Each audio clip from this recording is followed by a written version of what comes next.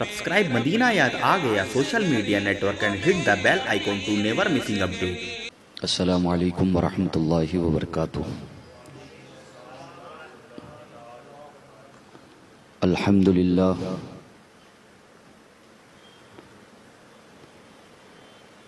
الحمد للہ الذي جعل النار على سيدنا الخليل بردا وسلاما واسمع سيدنا الكليم على طور سيناء وحيا وكلاما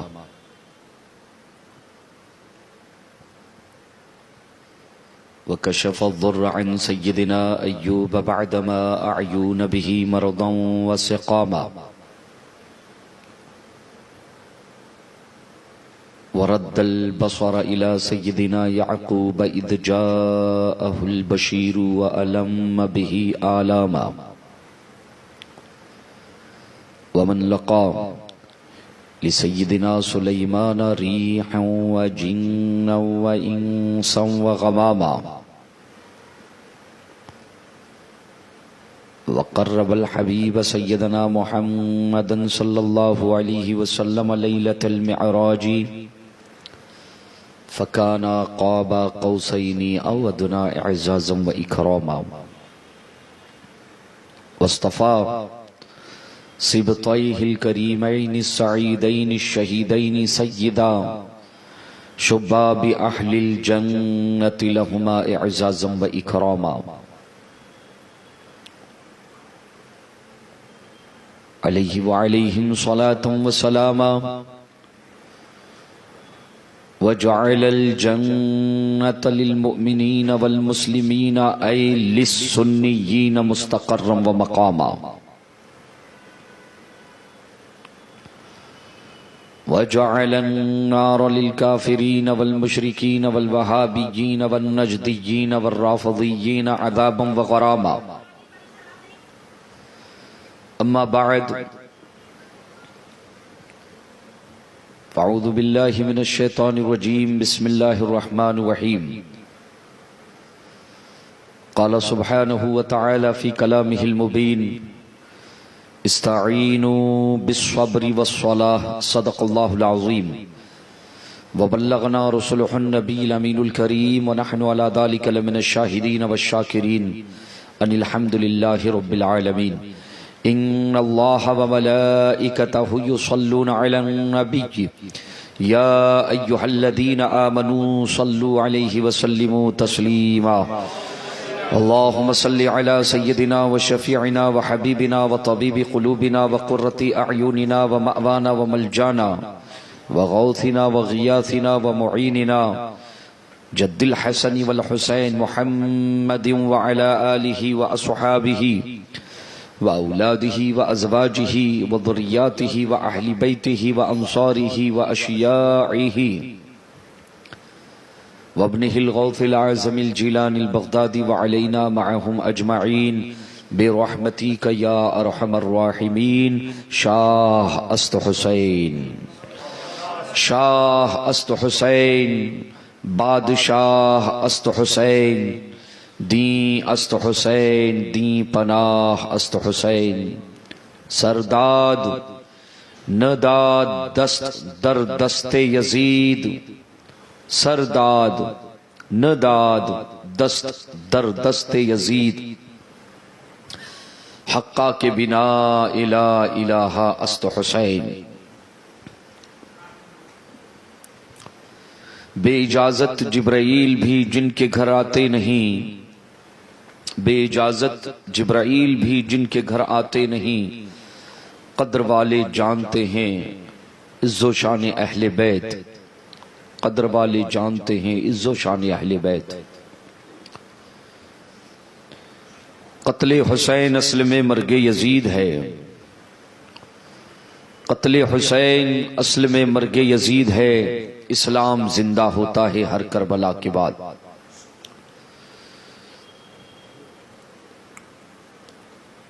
محبان اہل بیت سنی خوش عقیدہ مسلمانوں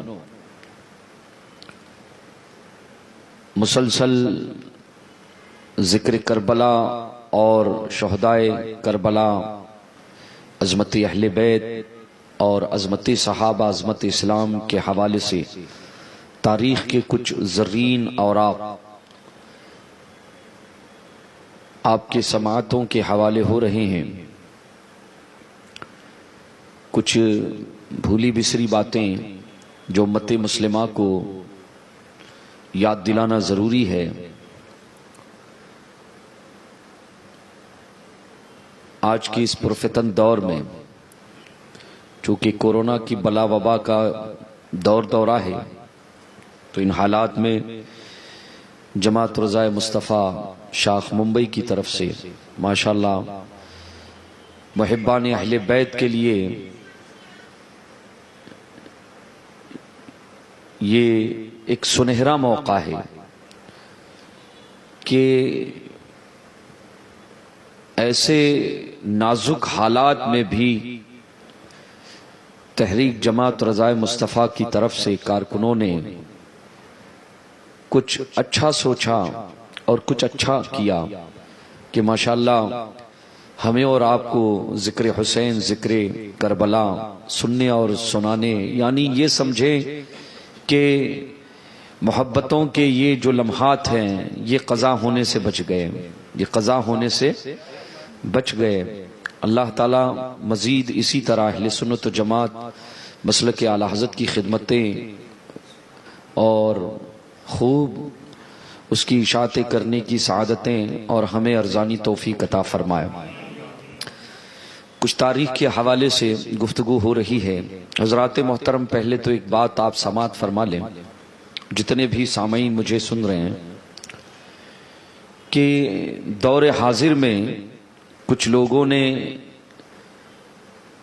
واقعہ کربلا کو اس انداز میں بیان کرنا شروع کر دیا ہے کہ کبھی کبھی تو حیرت ہوتی ہے کہ جس امام عالی مقام امام حسین نے دین متین کی حفاظت کے لیے اور حنا بندی کے لیے اپنی خون کے، اپنے اور اپنے خانوادے اور اپنے جانثاروں کے خون کے نذرانے پیش کیے ہیں، اتنے ہلکے میں اس کو جو ہے لے لیا ہے بعض لوگوں نے، یعنی اس انداز میں پیش کرتے ہیں کربلا کو، شہادتوں کو، امام عالی مقام اور آپ کے شہزادوں کو، اہل بیت کے خانوادوں کو اور جانثاران حسین کو، اور یہ حالات کے ظلم کی داستان اس حد تک جا کر سناتے ہیں یا اس انداز میں پیش کرتے ہیں کہ یعنی اتنے مجبور تھے امام، اتنے مجبور تھے، اتنی مجبوریاں، یعنی عجیب ماحول ہو گیا ہے۔ معلوم نہیں یہ کیا پیغام دینا چاہ رہے ہیں لوگ۔ اس میں کچھ سنی علماء بھی ہیں یا سنی مقررین بھی، اللہ سبوں کو توفیق عطا فرمائے۔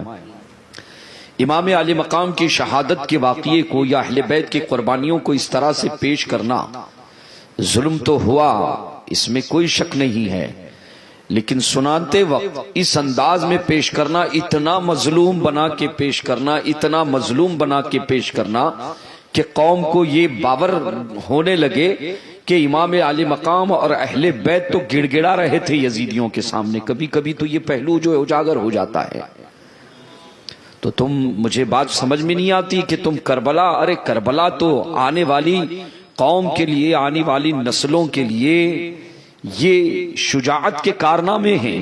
امام عالی مقام کی قربانیاں اور شہدائے کرب و بلا کی قربانیاں یہ آنے والی نسلوں کے لیے ایک روحانی اسپرٹ ہے۔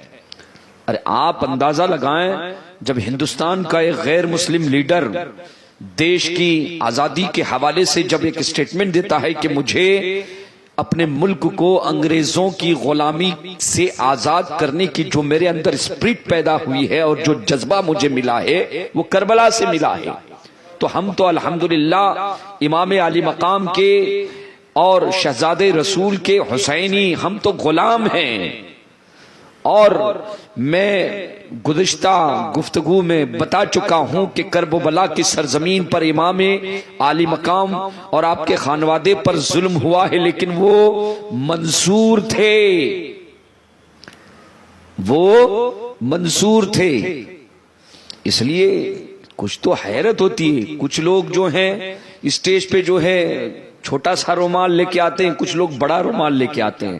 ایسا لگتا ہے کہ کربلا کا درد بس انہی کے دل و دماغ میں، اور سال بھر ناک صاف نہیں کرتے ہیں، وہ اسٹیج پر آ کر ناک صاف کرنے کے لیے لگ جاتے ہیں۔ وہ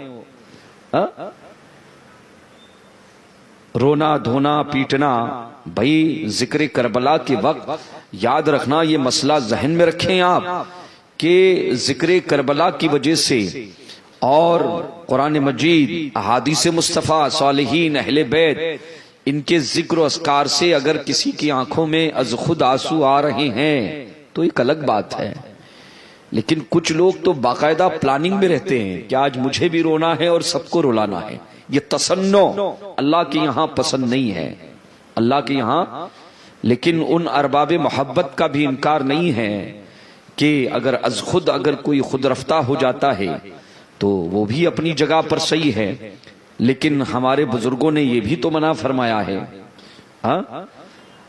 تو اس لیے یہ کچھ لوگ جو اسٹیج پر آ کر ناک صاف کرتے ہیں اور وہاں پر رونا دھونا مقرر بھی شروع ہو جاتا ہے، اور اتنا امام علی مقام کو اور کربلا کو اتنا مظلوم، اتنا ظلم کہ یہ باور کرانا چاہتے ہیں یزید کا اور یزیدیوں کا ظلم کا پہلو دکھاتے دکھاتے وہ لوگ یہ بھول جاتے ہیں کہ یہ امام علی مقام کی بارگاہ ہے، یہ رسول اللہ کے شہزادے ہیں، ان کی شہادت اختیاری شہادت ہے، ان کی شہادت اختیاری شہادت ہے۔ اور کرب و بلا کی دھرتی پر اگر دیکھا جائے تو جنگ لڑنے کے لیے نہیں گئے تھے امام علی مقام، اس لیے کہ جو جنگ لڑنے کے لیے جاتا ہے وہ اپنے خانوادے کی، اپنی بیویوں کو اور رسول اللہ کی شہزادیوں کو، عورتوں کو لے کر جنگ کے میدان میں نہیں جاتا ہے۔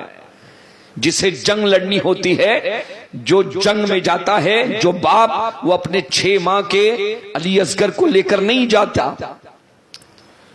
اور تھا ہی کون وہاں 22,000، اور یہاں جانثاران حسین اہل بیت کے علاوہ 72، بروایت 91 یا بروایت 81 یا بروایت 82 کل افراد۔ تو جنگ تھوڑی لڑنے کے لیے گئے تھے امام علی مقام، امام حسین رضی اللہ تعالیٰ عنہ تو عشق و وفا کی داستان رقم کرنے کے لیے گئے تھے، قوم کو یہ بتانے کے لیے کرب و بلا کی سرزمین پر تشریف لے گئے تھے کہ کبھی کبھی مذہب اسلام، شجر اسلام سرخرو ہونے کے لیے، ہرا بھرا ہونے کے لیے خون مانگتا ہے۔ تو امت کو پیغام دینے کے لیے گئے تھے کہ جانثاری کسے کہتے اور ایثار کی انتہا کیا ہو سکتی ہے۔ اس لیے اہل سنت کو چاہیے، اس لیے یہ دھیان میں رکھنا، منبر پر اور محراب پر چھلانگے مارنے سے، رونے پیٹنے سے اور سینہ پیٹنے سے یہ سب طریقہ نہیں ہے۔ انشاءاللہ اس پر تو آخری دن انشاءاللہ میں گفتگو کروں گا کہ یہ جو پیٹنا، اور قوم کو بھی کیا ہو گیا ہے، سر پر جس کے رومالی نہیں، جس کے سر پر ٹوپی نہیں، جس کے چہرے پر داڑھی نہیں، اس سے بھی ذکر حسین کو الیاذ باللہ۔ تو یاد رکھیں کرب و بلا کی سرزمین کو اس انداز میں پیش کرنا، اتنا مظلوم بتا کے، اتنا مظلوم بتا رہے ہیں بعض ہمارے سنی مقررین اور بعض سادات بھی غالباً سادات بھی، ایسا محسوس ہونے لگتا ہے کہ امام علی مقام اور آپ کا خاندوادہ اس قدر لاچار اور مجبور ہو گیا، اس قدر لاچار ہو گیا، جبکہ پوری دنیا جانتی ہے کہ معجزہ بھی حسین کے گھر کا ہے اور کرامت بھی حسین کے گھر کی ہے۔ حسین کا نانا نبیوں کا امام ہے اور حسین کا بابا ولیوں کا امام ہے۔ نبوت کا فیضان مصطفیٰ کے در سے جاری ہے اور ولایت کا فیضان حضور کی عطا سے حضرت امام علی مقام۔ اور ٹکر میں تھا کون؟ میں بتا چکا ہوں کہ ننے 22,000 نہیں، میں تو یہ اس انداز میں تجزیہ کرتا ہوں کربلا کا کہ 22,000 نہیں، اگر یزیدی فوج میں 22,000 کروڑ بھی ہوتے، ننھے علی اصغر کے قدموں کا بھی وہ مقابلہ نہیں کر سکتے تھے۔ میں نے پرسوں بتایا تھا کہ امام زین العابدین سے جب امام زہری نے جب آپ کو قید کیا گیا تھا، پوچھا، یاد دہانی کرا رہا ہوں، اس انداز میں پیش نہ کریں تاکہ کربلا کو شیعہ اور رافضیوں کی طرح کے ناک صاف کرنے لگ جاتے ہیں رومال لے کے، کیا اپنی محبت کا جو ہے اس طرح خالی مٹکے ہلتے بولتے بابا۔ امام زین العابدین نے جھٹکا دے دیا، کہا زہری، یہ قید و بند کی زندگی، یہ تو ہم اللہ کی تقدیر سے راضی ہیں۔ جھٹکا دے دیا، توڑ دیا پیڑیوں کو کہ زہری یاد رکھنا، اہل بیت کی یہ زندگی ہماری اختیاری زندگی ہے، اللہ کی تقدیر سے راضی ہے، ورنہ کیا حکومت اور کیا حکومت کی زنجیریں ایسی پیدا نہیں ہوئی ہے جو ہمیں قید و بند میں رکھ سکے۔ ارے ہم تو اللہ کی تقدیر سے راضی ہیں، تقدیر کا فیصلہ بتا رہے ہیں، ورنہ اس انداز میں نہیں پیش کرنا چاہیے اہل بیت کو۔ ٹھیک ہے ظلم ہوا ہے، لیکن ظلم کے ساتھ وہ منصور بھی ہے اور اللہ کی تقدیر پر راضی بھی ہے۔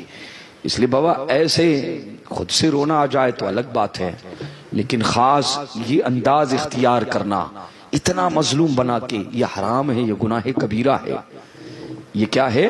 گناہ کبیرہ ہے۔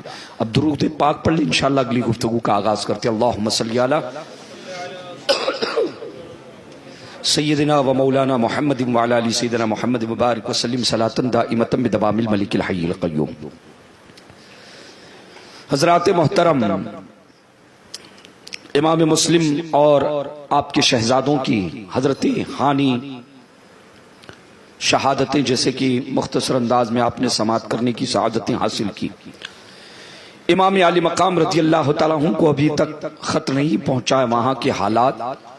حضرت امام مسلم بن عقیل نے اپنی وصیت میں یہ بھی وصیت کی تھی کہ شہزادہ رسول کو یہاں کے حالات بتائے جائیں اور ان کو یہاں پہنچنے سے امام مسلم رضی اللہ تعالیٰ عنہ نے یہ وصیت کی تھی۔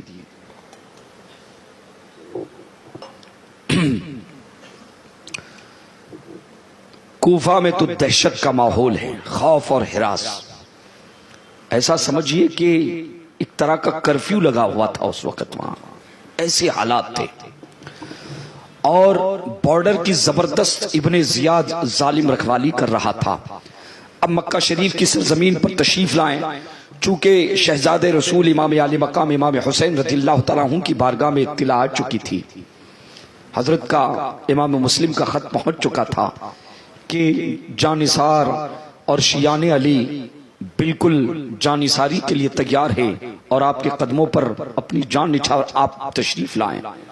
آپ نے رشتہ داروں کو، خیش و اقارب کو، قافلہ تیار ہو گیا، آپ کے جانثار بھی ہیں اور اہل بیت بھی ہیں۔ بے اختلاف روایت کسی میں 81-82 کا ذکر ہے، کسی میں 92 کا ذکر ہے۔ بحر کے قافلہ تیار ہوا، اور جب یہ قافلہ مدینہ یا مکۃ المکرمہ سے کوفہ کے لیے روانہ ہونے جا رہا تھا، تیاری ہو رہی تھی، جلیل القدر صحابہ کرام کی جماعت امام عالی مقام کی بارگاہ میں تشریف لائے۔ کہ حضور آپ خانوادہ نبوت کے چشم و چراغ ہیں، ہماری آنکھوں کی ٹھنڈک ہے، آپ دل کا سرور ہیں۔ اس وقت پوری دنیا میں عالم اسلام سے آپ سے بڑھ کر آپ نہ جائیں کہ کوفہ والوں کے ارادے نیک نہیں ہیں۔ آپ کے بابا کے ساتھ، مولا علی شیر خدا کے ساتھ، امام حسن کے ساتھ بڑی بے وفائیاں کی ہیں، اور تقریباً تمام صحابہ کرام یہ مشورہ عرض کر رہے ہیں۔ حضرت عبداللہ ابن زبیر رضی اللہ تعالیٰ عنہ نے بہت زور دیا، کہا سرکار رسول اللہ کے شہزادے آپ ٹھہر جائیں، کوفہ والے آپ کے ساتھ وفا نہیں کریں گے، دھوکہ دیں گے، آپ تشریف نہ لے جائیں۔ جب اسرار بڑھا تو حضرت امام علی مقام ارشاد فرماتے ہیں کہ عبداللہ، میرے بابا علی سے میں نے ایک حدیث سنی تھی، مجھے مولا علی شیر خدا میرے بابا نے مجھے ایک حدیث بتائی تھی، وہ حدیث میں تمہیں اس وقت سناتا ہوں کہ مکہ شریف میں ایک مینڈے کو ذبح کیا جائے گا، جو یہاں حدود حرم میں کہتے ہیں اسے ذبح کیا جائے گا، جو حرم کی حرمت کو جو ہے اٹھا دے گا۔ امام علی مقام فرماتے ہیں کہ عبداللہ، میں چاہتا ہوں کہ میں وہ مینڈا نہ بنوں، اس لیے میرے راستے میں مجھے جانے دو۔ جب بہت زیادہ اصرار بڑھا تب آپ نے کہا کہ میں دنیا کے کسی کونے میں بھی جا کر اگر رہ لوں، کہتے ہیں یزیدی مجھ کو چھوڑیں گے نہیں، میں نہیں چاہتا۔ جس طرح سے امام علی مقام نے حرم مدینہ کا خیال رکھا تو مکہ شریف بھی حرم ہے۔ آپ نے فرمایا کہ میں حرم کی حرمت کو پامال نہیں ہونے دوں گا، میں نہیں چاہتا کہ حدود حرم میں میرے ساتھ کوئی معاملہ یا کوئی جنگ و جدال۔ کہا جو میری منزل ہے مجھے، آپ نہیں مانے۔ بہابیوں نے، دیوبندیوں نے جانتے ہیں کیا کیا ہے، ناصبینیوں، خادیوں، ان لوگوں نے اپنی کتابوں میں لکھا ہے کہیں کہیں کہ معاذ اللہ رب العالمین امام علی مقام ایک دم خودکشی کو جو ہے خودکشی کرنے جا رہے ہیں، کیونکہ کئی صحابہ نے اور اہل بیت کے دیگر افراد نے کئی مرتبہ آپ کو روکنے کی کوشش کی، آپ کو فتنے سے آگاہ کیا، لیکن امام علی مقام معاذ اللہ رب العالمین کچھ تو ایسے ظالم یزیدی ہیں، ایسے ظالم یزیدی ہیں، انہوں نے لکھا اس کا نتیجہ نکالتے ہوئے صحابہ کرام تو بس اصرار کر رہے ہیں، انہیں تو حضور کے شہزادے سے اتنی محبت ہے، وہ چاہتے ہیں کہ یہ شمع حرم، یہ فرزند حرم یہیں پر تشریف رکھیں، نہ جائیں، ان کی نیت تو یہ ہے، لیکن اس کا نتیجہ جانتے ہیں۔ یہ ظالم اپنی کتابوں میں لکھتے ہیں کہ معاذ اللہ رب العالمین امام علی مقام امام حسین رضی اللہ تعالیٰ عنہ نہایت ضدی تھے، معاذ اللہ رب العالمین، معاذ اللہ رب العالمین۔ یہ چونچوں کے مربع تو بہرکیف امام علی مقام امام حسین رضی اللہ تعالیٰ عنہ اپنے اہل بیت کے ساتھ، اپنے جانثاروں کے ساتھ، جو جانثار مدینے سے ساتھ میں چل پڑے تھے، مدینہ شریف سے جو جانثار چل پڑے تھے شہر رسول سے، ان کو ساتھ میں لیا اور اپنے اہل بیت کو لیا، اور 3 ذی الحج کو یہ قافلہ مکہ المکرمہ سے کوفہ کے لیے روانہ ہوا۔ 3 ذی الحج یہ وہی تاریخ ہے جس تاریخ میں حضرت امام مسلم بن عقیل کی شہادت ہوئی، اور اسی دن میں نے بتایا تھا ایک روایت 9 کی بھی مذکور ہے، 3 کی شہرت زیادہ ہے۔ امام علی مقام امام حسین رضی اللہ تعالیٰ عنہ جب کوفہ کی طرف روانہ ہوئے ہیں، اہل بیت میں سے، خانوادہ نبوت میں سے امام علی مقام امام حسین رضی اللہ تعالیٰ عنہ کی ازواج پاک میں سے 2 ازواج، حضرت شہر بانو، حضرت رباب، ام رباب سے بھی مشہور ہیں، حضرت رباب بنت امرئ القیس، 2 ازواج ہیں، اور شہزادگان میں سے حضرت امام زین العابدین جو حضرت شہر بانو کے شہزادے ہیں، تقریباً عمر اس وقت آپ کی 22 سال عمر ہے۔ کتنی عمر ہے؟ 22 سال۔ آپ بیمار تھے جب آپ سفر کا آغاز ہوا ہے، ذرا یہ جان لیں، تاریخی گفتگو ہے، یہ بھی معلومات رکھنا چاہیے، ٹھیک ہے؟ امام زین العابدین ہیں، اس کے علاوہ ان کو علی اوسط کہتے ہیں۔ کیا کہتے ہیں؟ حضرت علی اوسط۔ تینوں شہزادوں کے نام علی ہیں، علی اوسط نام ہے آپ کا۔ دوسرے شہزادے حضرت علی اکبر، علی اکبر، عمر آپ کی 18 سال ہے۔ امام حسین کے دوسرے شہزادے حضرت علی اکبر 18 سال، اور سب سے چھوٹے شہزادے حضرت علی اصغر، حضرت علی اصغر 6 ماہ کی عمر ہے، 6 مہینے کے شہزادے.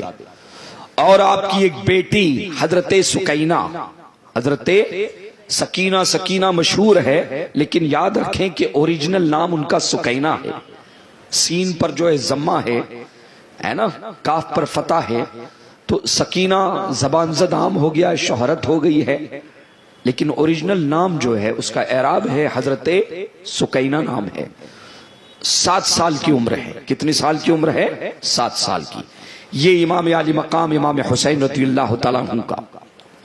اس طرح سے حضرت امام حسن، آپ کے برادر اکبر، آپ کے بڑے بھائی، آپ کے امام حضرت امام حسن رضی اللہ تعالیٰ عنہ کے 4 شہزادے.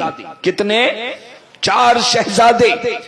حضرت محمد، حضرت عبداللہ، حضرت ابو بکر اور حضرت عمر. کچھ نام سمجھ میں آئے آپ کو؟ یہ رافضی اور نیم رافضی، یہ اہل سنت کے نام پہ، اور کچھ تو چٹے جو ہیں منافق بھی آ گئے ہیں، اہل بیت میں اور جماعت صحابہ میں جنگ لڑا رہے ہیں. اس دور کا جو سب سے بڑا فتنہ ہے.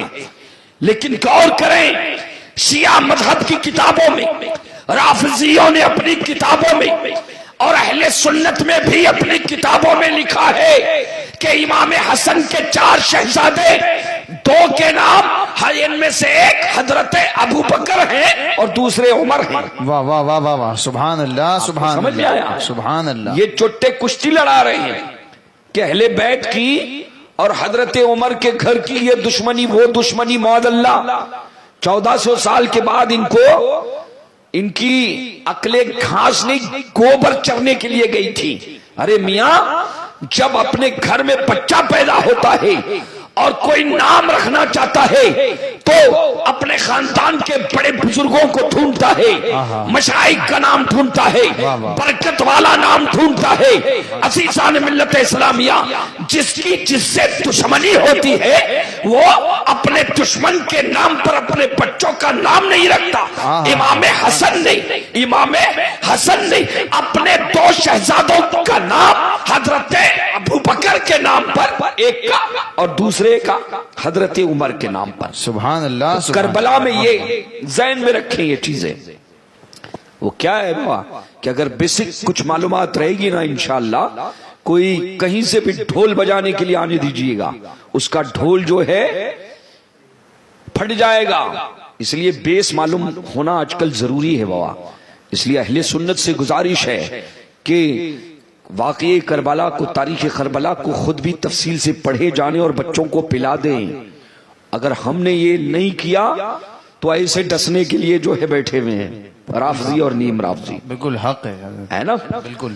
اب دیکھیں کہ امام حسن رضی اللہ تعالیٰ عنہ کے شہزادے حضرت قاسم، حضرت عبداللہ، حضرت قاسم، حضرت عبداللہ اور حضرت ابو بکر اور حضرت عمر یہ رہے.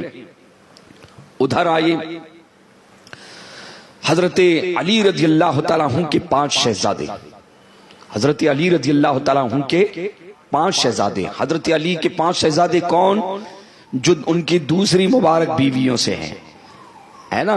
یہ تو حضرت امام حسین تو ہے ہی ہیں، لیکن سیدہ زہرا پاک کے علاوہ ان کے وصال ظاہری کے بعد حضرت مولا علی شیر خدا نے جو نکاح فرمائے تھے ان میں سے کہتے 5 اولادیں کربلا میں امام علی مقام کے ساتھ تھے. کون؟ حضرت عباس علمبردار، حضرت عباس علمبردار. دوسرے حضرت عبداللہ، حضرت عثمان، حضرت محمد اور حضرت جعفر. حضرت جعفر ابنائے علی. یہ مولا علی شیر خدا کے 5 شہزادے ہیں. ان میں حضرت عباس ابن علی جو عباس علمبردار سے مشہور ہے، ان کی شہرت بہت زیادہ ہے. یہ ہوئے مولا علی کے شہزادگان. یہ رشتے میں کون ہوئے؟ امام علی مقام امام حسین کے رشتے میں کون لگے؟ بھائی لگے نا. اچھا، اس کے علاوہ حضرت مسلم بن عقیل جن کی شہادت پہلے ہو چکی ہے، جن کی شہادت پہلے ہو چکی ہے، ان کے 2 شہزادے شہید ہوئے ہیں۔ ان کا ایک شہزادہ حضرت عبداللہ ابن مسلم بن عقیل، اور مسلم بن عقیل کے 3 بھائی، امام مسلم بن عقیل کے 3 بھائی عبداللہ، عبد الرحمن اور جعفر، اور حضرت جعفر، عبداللہ، عبد الرحمن اور جعفر، یہ رہے اہل بیت کے۔ اس کے علاوہ حضرت امام علی مقام امام حسین رضی اللہ تعالیٰ عنہ کی ہمشیر سید کائنات زہرا پاک کی شہزادی حضرت بی بی زینب رضی اللہ تعالیٰ عنہ، اور ان کے 2 شہزادے یعنی امام حسین رضی اللہ تعالیٰ عنہ کے حقیقی بھانجے حضرت عون اور حضرت محمد، ایک کی عمر، ایک روایت کے مطابق جو بڑے ہیں ان کی عمر 15 ہے، اور جو چھوٹے ان کی عمر کتنی ہے؟ 13 سال ہے۔ امام حسین رضی اللہ تعالیٰ عنہ کے کون ہیں؟ یہ حقیقی بھانجے ہیں۔ اس کے علاوہ اچھا، ان کے والد گرامی حضرت عبداللہ ابن جعفر طیار، عبداللہ ابن جعفر طیار، دونوں شہزادوں کی والد کا نام بتا رہا ہوں۔ اب دیکھیں، جب یہ قافلہ چل پڑا ہے متعدد مقامات پر، کوفہ لمبا تھا، اب ایسا تو تھا نہیں آج کے زمانے میں جیسے سفر کی سہولتیں، جب یہ قافلہ نکلا ہے، قافلہ نکل پڑا ہے، تو متعدد مقامات پر جیسے جیسے یہ قافلہ جا رہا ہے، قافلہ آگے جا رہا ہے، آگے بڑھ رہا ہے، تو کئی لوگ دیکھتے تھے، اور جیسے ہی امام علی مقام کو دیکھتے تھے، اس سے حضرت امام حسین کو، تو بالکل دوڑے دوڑے دیوانہ وار حضرت کے قریب آتے تھے کہ حضور سرکار کہاں؟ امام علی مقام جب تفصیل بتا دیتے تھے، کہتے کہ حضور ہمیں اپنے آپ کے قافلے میں شریک ہونا چاہتے ہیں، آپ کے قدموں پر نچھاور ہونا چاہتے ہیں۔ امام علی مقام رضی اللہ تعالیٰ عنہ اجازت دے دیتے تھے۔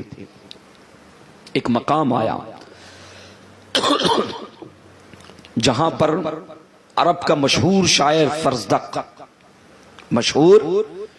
فرزدق اس سے ملاقات ہوئی، بہت نامچین شاعر تھا، بڑا اہل بیت کا زبردست عاشق تھا، کبھی انشاءاللہ اس پر بھی گفتگو ہونی چاہیے۔ اس نے جب قافلے کو دیکھا، امام علی مقام کو دیکھا، تو دستبوسی کے لیے حاضر ہوا، سلام کیا، کہ حضور کہاں؟ گفتو شنید کے بعد عرض کیا کہ حضور میں کوفہ سے آ رہا ہوں، اور اے رسول اللہ کے شہزادے، میری گزارش یہ ہے کہ آپ نہ جائیں۔ فرزدق شاعر سے سرکار نے پوچھا، امام علی مقام نے پوچھا کہ معاملہ کیا ہے، خبر کیا ہے؟ کہا حضور میں نے لشکر جرار دیکھا ہے، سمجھ میں نہیں آیا کہ معاملہ کیا ہے، سرسری جو ہے حالات کا، اہل کوفہ کا حال کا، شہزاد رسول تلواریں زبان اور دل تو بظاہر آپ کے ساتھ ہے، کوفہ کی خصلت بتا رہا ہوں کہ زبان اور دل آپ کے ساتھ ہے، لیکن تلواریں بنو امیہ کے ساتھ ہے، اس لیے حضور آپ تشریف نہ لے جائیں۔ آپ نے کہا کہ جو ہم سوچ رہے ہیں اہل بیت، جو میں سوچ رہا ہوں، ہم جو چاہ رہے ہیں، اگر وہ ہوا تو اللہ کا شکر اور اللہ کی حمد بجا لائیں گے، اور اگر وہ نہیں ہوا تو بندہ کل کی قدرت پر ہر حال میں راضی ہے، ہر حال میں اللہ کی تقدیر پر راضی ہے۔ حضرات محترم آپ چلے گئے، آگے کئی احباب ملتے گئے، کچھ گرجنے والے بھی تھے، کچھ برسنے والے بھی تھے، کچھ نام کے سیدوں کے جو ہیں ہوتے ہیں نا، ہاتھ پاؤں دست پا بوسی تو بہت کرتے ہیں، لیکن کچھ ہو گیا تو بابا لات مارنے کے لیے بھی جو کوئی کمی اور کوئی کسر نہیں چھوڑتے ہیں۔ امام علی مقام رضی اللہ تعالیٰ عنہ کے قریب تشریف لائے، کہ حضور، تو دونوں قسم کے تھے، کچھ گرجنے والے بھی تھے اور کچھ برسنے والے بھی تھے، لیکن امام علی مقام نے جو آنا چاہتے تھے لے لیا۔ اللہ اکبر. ابھی تک امام عالی مقام کو حضرت امام مسلم اور وہاں کے حالات کی ابھی تک خبر نہیں، لیکن ایک مقام آتا ہے مقام ثعلبیہ. مقام ثعلبیہ وہاں پر بکیر نامی ایک قاصد حضرت امام علی مقام رضی اللہ تعالیٰ عنہ کو خبر دیتا ہے، کوفہ سے آیا ہوا ہے کہ امام مسلم اور حضرت ہانی کی شہادت ہو چکی ہے. اور اسی پر بس نہیں کیا گیا، بلکہ ان کی شہادت کے بعد ان کی مبارک لاشوں کو سرے بازار گھسیٹا گیا ہے. موج اللہ رب العالمین. اللہ اکبر. خبر دی گئی. جیسے ہی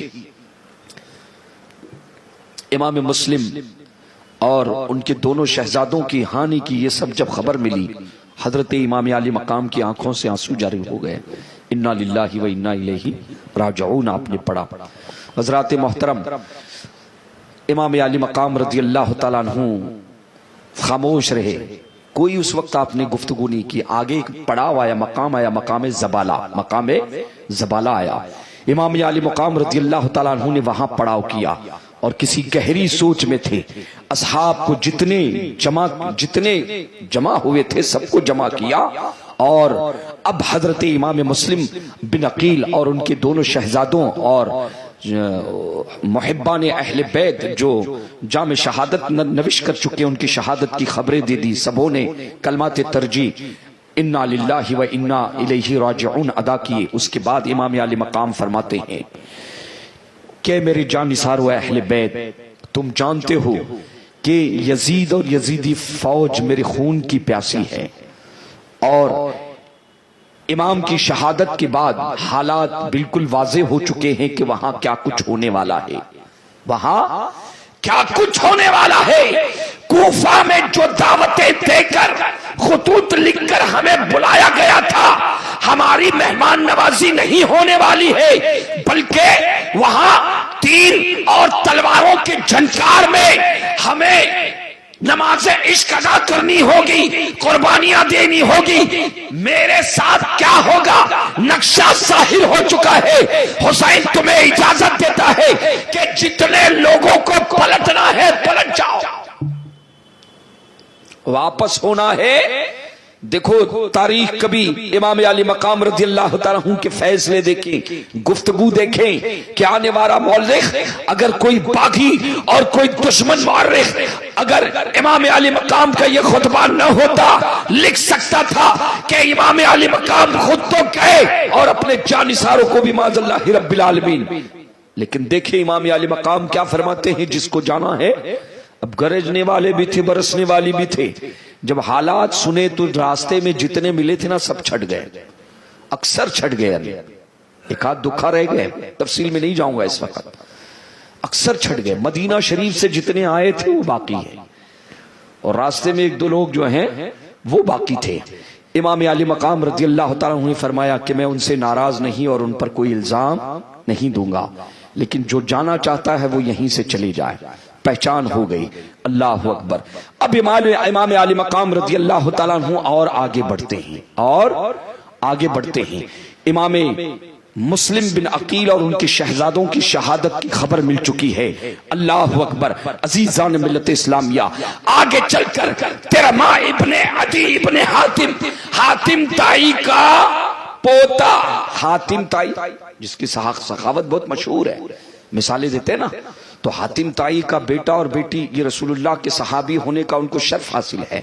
تو حضرت یہ حاتم تائی کے جو بیٹے وہ صحابی حضرت عدی اور ان کے بیٹے یعنی پوتے. حاتم تائی کا کون ہوا؟ پوتا. یہ ترماہ ہے.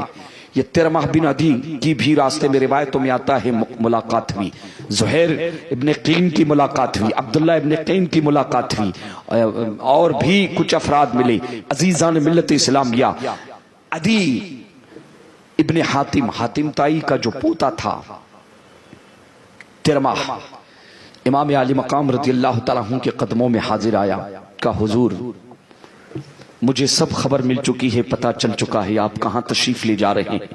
کوفہ کے حالات، میری گزارش ہے سرکار کہ چھوڑیں آپ چلے میرے قبیلے کی طرف، پہاڑی کی بلندیوں میں ہم رہتے ہیں، بخدا میں آپ کی پشت پر 5 سے بے اختلاف روایت 20,000 کا لشکر آپ کے پشت پر رکھ دوں گا، ہم اپنی جان آپ کے قدموں پر نچھاور کر دیں گے، لیکن آپ یہ کوفہ میں جانا ترک کر دیں، اس لیے کہ کوفہ کے لوگ غدار ہیں، انہوں نے آپ کے والد کے ساتھ بھی بھلائی نہیں کی ہے، آپ کے بھائی کے ساتھ بھی ہے بھلائی نہیں کی ہے، اے امام زمانہ آپ فرزند حرم ہے، آپ خانوادہ نبوت کے سب سے بڑے چشم و چراغ ہے، آپ واپس چلے۔ عزیزان ملت اسلامیہ جانتے ہیں حضرت امام علی مقام امام حسین رضی اللہ تعالیٰ عنہ نے ترمہ ابن عدی کو کلمات تشکر پیش کی، شکریہ کہا، جزاک اللہ کہا، اور اس کی محبت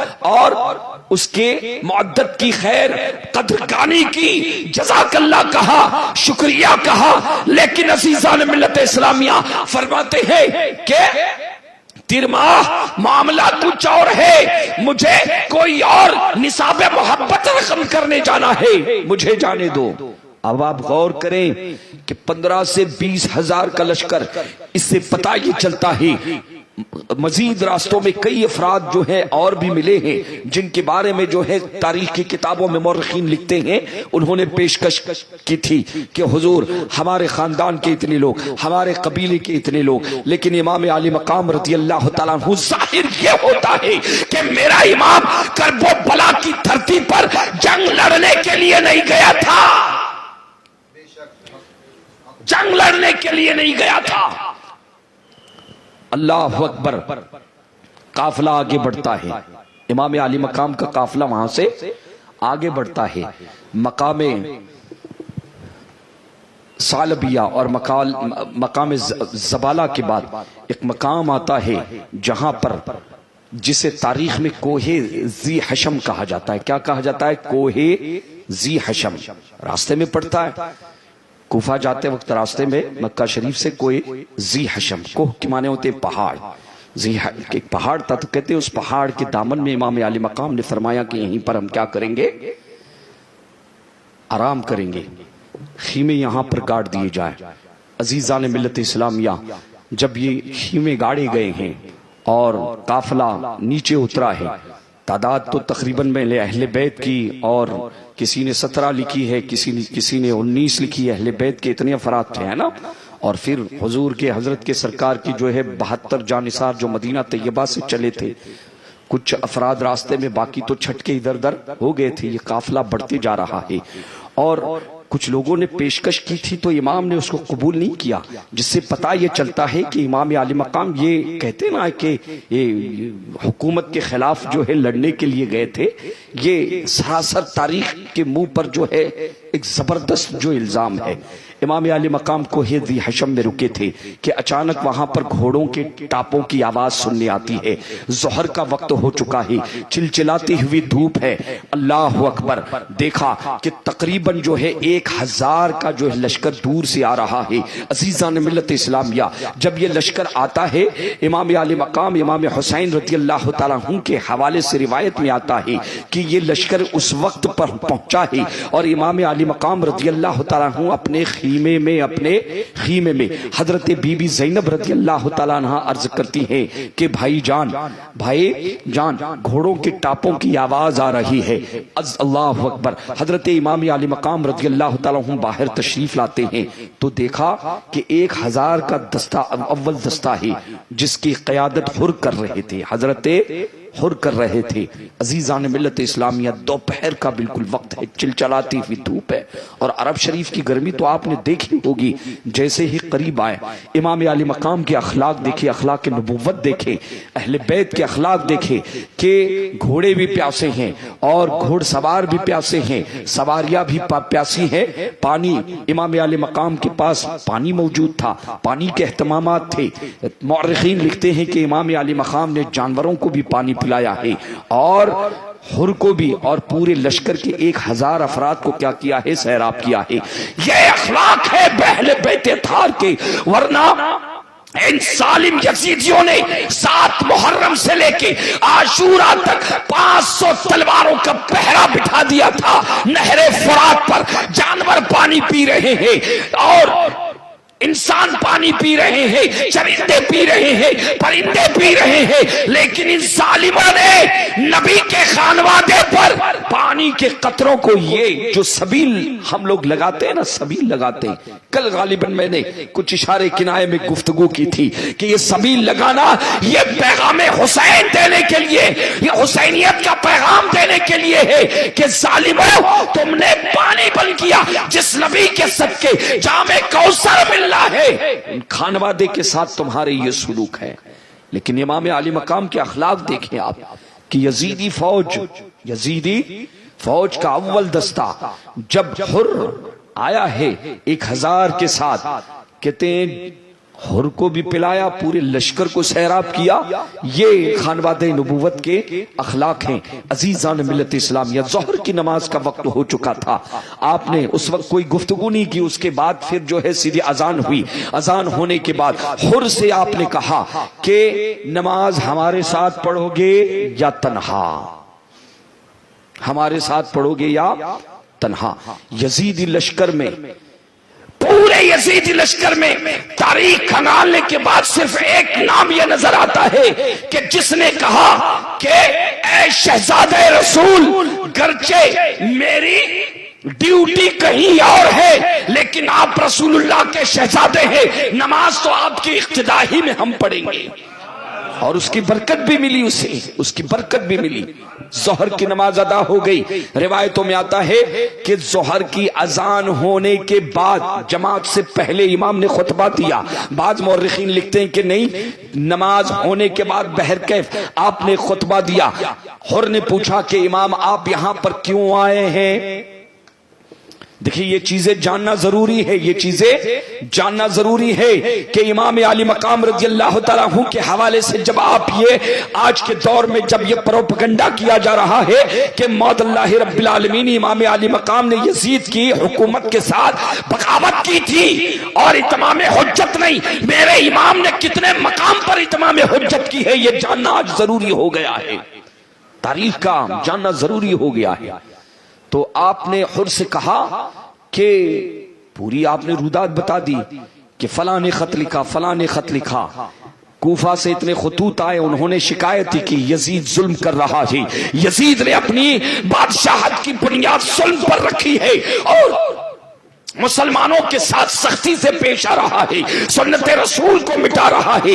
لوگوں نے دعائی دی ہے کہ اے رسول اللہ کے شہزادے, ہم نے آپ کو امامت کے لیے پکارا ہے, اگر آپ نہیں آئے. قیامت کے دن کیا جواب دیتا؟ یہ جواز تھا, میں اس پر تفصیل سے گفتگو کر چکا ہوں پچھلی مجلسوں میں. بہرکیف حر کو آپ نے سمجھایا. عزیزان ملت اسلامیہ, حر نے کہا کہ بخدا خطوط ہم نے نہیں بھیجے, خطوط ہم نے نہیں بھیجے, مجھے تو ابن زیاد کی طرف سے پابندی لگا دی گئی ہے کہ آپ کو آپ کی نگہبانی کی جائے. اللہ اکبر, آپ کوئی حرکت نہیں کریں گے ورنہ میں آپ کو قید کر کے سیدھا. امام علی مقام جلال میں آگے ارشاد فرماتے ہیں کہ تیری ماں روئے. یا اہل عرب کہا کرتے تھے یہ جملہ, کہتے تیری ماں تجھ پر روئے. حر کہتا ہے کہ اے ابن رسول, یہ جملہ اگر آپ کے علاوہ کسی اور نے مجھے کہا ہوتا, یہ جملہ اگر آپ کے علاوہ کسی اور نے کہا ہوتا تو میں بھی اسے پلٹ کر یہی جملہ کہتا, لیکن میں جانتا ہوں کہ آپ کی ماں رسول اللہ کی شہزادی ہے اور جنتی عورتوں کی سردارہ ہے. میں جب بھی یاد کروں گا ان کو اچھے کلمات سے یاد کروں گا. واہ واہ واہ, سبحان اللہ. احترام دیکھیں, یہی یہ حر کے جملے دیکھیں, ادب دیکھیں, آل رسول کے ساتھ, شہزادے کے ساتھ, رسول کے شہزادے کے ساتھ ادب و احترام, نماز پڑھنا. اللہ نے کیا انعام عطا فرمایا. عزیزان ملت اسلامیہ, عصر کی نماز کا وقت ہو گیا, عصر کی نماز بھی ادا کی گئی. کسی مورخ نے لکھا ہے 3 نمازیں ایک ساتھ جو ہیں امام کے پیچھے پڑھی. اس نے کتنی نمازیں؟ 3 نمازیں پڑھی ہیں. کسی نے اور بھی بہرکیف امام علی مقام کے پیچھے اقتداء میں اس نے نمازیں ادا کی. لیکن عزیزان ملت اسلامیہ تاریخ میں یہ واحد شخص نظر آتا ہے، ورنہ کربلا کی سرزمین پر نمازیں حسینی قبیلے میں بھی ہو رہی تھی اور یزیدی قبیلے میں بھی اذان کی آوازیں سنائی دے رہی تھی، قرآن وہاں بھی پڑھا جا رہا تھا یہاں بھی، لیکن حق کدھر تھا؟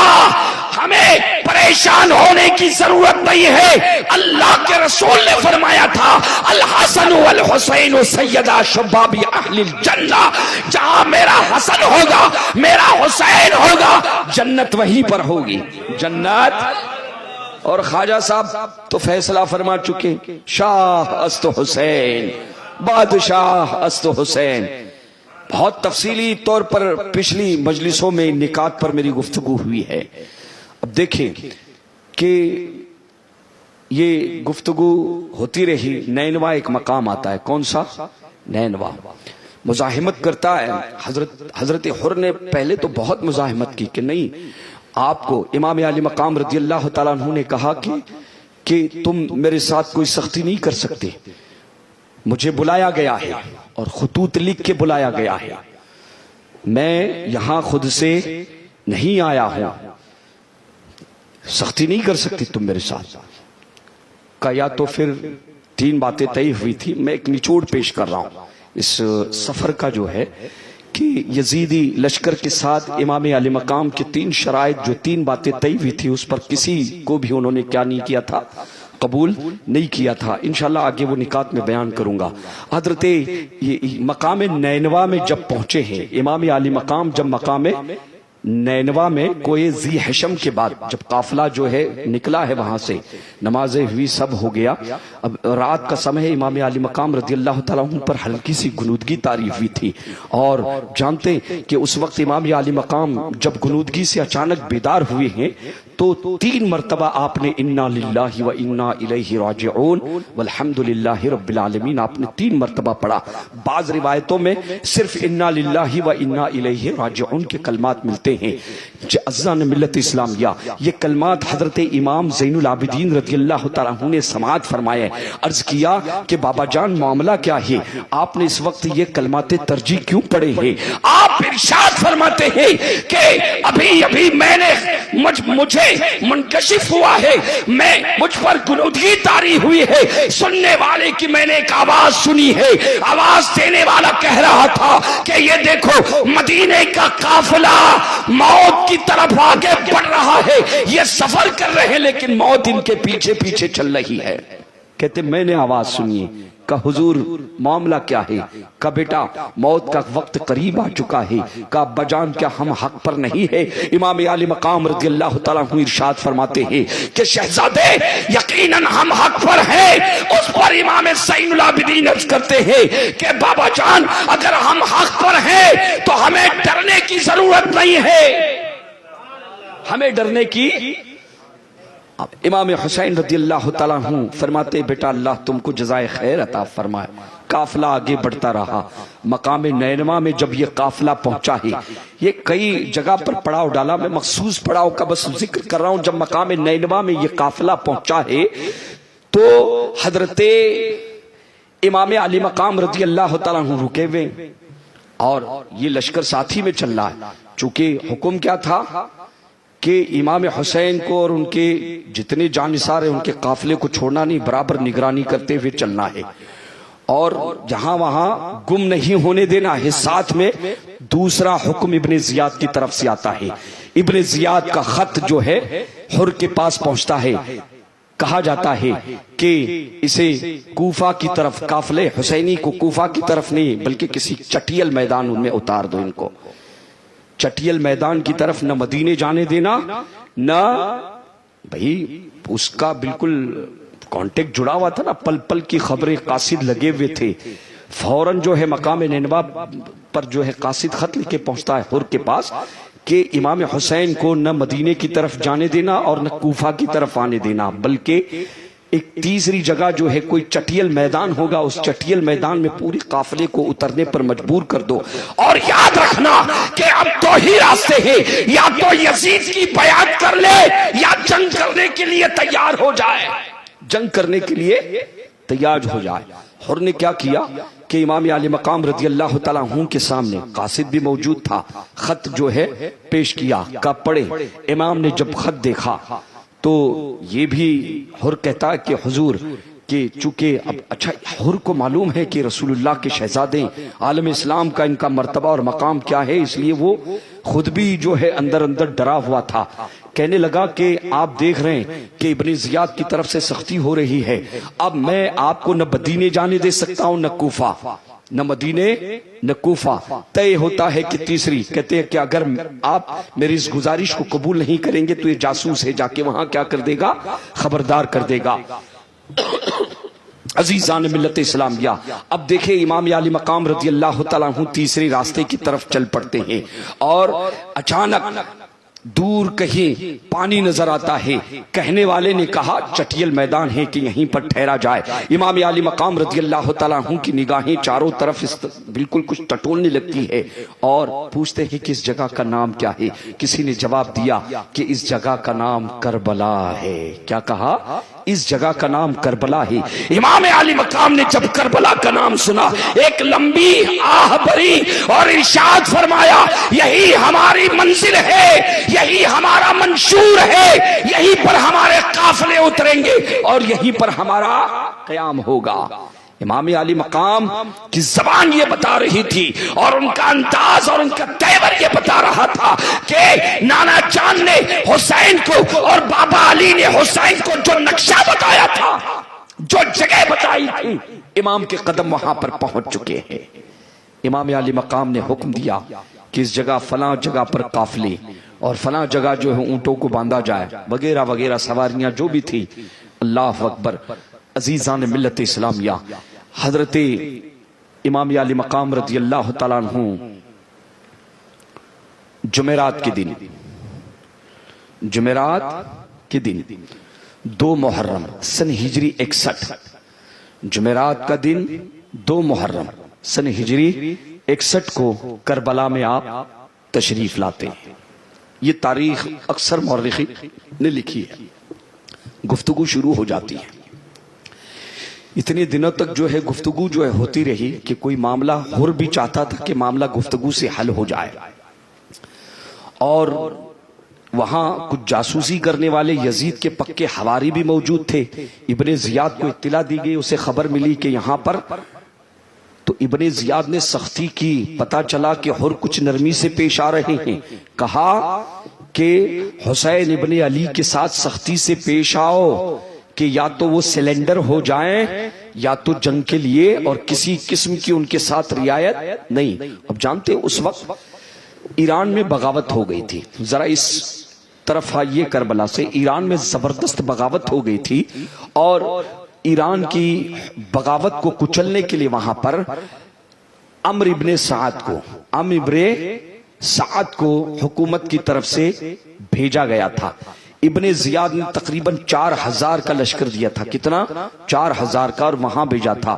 جب ابن زیاد کو پتا چل گیا کہ امام عالی مقام کربلا میں تشریف لا چکے ہیں، تو تیز رو قاصد کو بھیج دیا، کہا ابن سعد کو بلوا اور اسے یہ خط دے دو، اور اگلا جو ہے یہ اس کے لیے فرمان جاری ہوا کہ تم ایران کی جنگ کو، بغاوت کو کچلنے کی جا رہے تھے، اس کو رکو، ٹھہرو، پلٹ کے آ جاؤ، پہلے حسین ابن علی کا معاملہ ختم کرو، تم کربلا میں پہلے پہنچ جاؤ۔ اور معاذ اللہ رب العالمین، حسین نے یزیدی سلطنت کے ساتھ، بادشاہت کے ساتھ بغاوت کی ہے، پہلے تم اس مارکے کو سر کرنے کے لیے پہنچ جاؤ۔ عزیزان ملت اسلامیہ، عمرو ابن سعد کربلا کی سرزمین پر آتا ہے محرم کی 3 تاریخ کو۔ محرم کی 2 تاریخ کو یہ قافلہ وہاں پہنچا۔ 3 محرم کو ابن سعد 4000 کا لشکر، حضرات محترم، اس کے بعد شمر اور اس کے علاوہ کئی لشکر، یہ کمک آتی رہی۔ معاملہ سمجھ میں نہیں آ رہا تھا کہ کیا معاملہ ہے۔ امام عالی مقام رضی اللہ تعالیٰ عنہ عبادت میں ہے، ریاضت میں ہے، اور وقفے کے بعد ابن زیاد کی طرف سے فوج آ رہی ہے، کمک بڑھتی جا رہی ہے۔ تقریباً 22000 کا لشکر آ چکا ہے۔ عزیزان ملت اسلامیہ، ذرا آپ انصاف سے بتائیں، کیا میرا امام جنگ لڑنے کے لیے گیا تھا؟ بھائی تاریخ میں نے مختصر نچوڑ پیش کر دی ہے، میرا امام جنگ لڑنے نہیں گیا ہے، اور امام علی مقام کے مختصر سے قافلے میں کتنے لوگ ہیں کیا ہے ساری رپورٹنگ جاسوس ابن زیاد کو بتا چکے ہیں، یزید کو خبر مل چکی ہے، لیکن 72 اور 19 کے مقابلے میں 22,000 تلواریں کیوں؟ کیونکہ وہ جانتے تھے کہ جو لوگ آ رہے ہیں رسول اللہ کے خانوادے کے ہیں، ہر کوئی شیر ہے، ان کا دبدبا دیکھے۔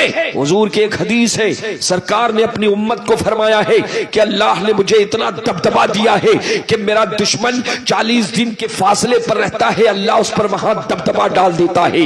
یہ حضور کی شان ہے۔ اعلیٰ حضرت فرماتے ہیں تیرے آگے جو ہے دبے لچے ہے عرب کے فصحا بڑے بڑے، کوئی جانے منہ میں زروا نہیں بلکہ جس میں جان نہیں۔ حضور کا دبدبا ایسا تھا، حضور کا دبدبا ایسا تھا۔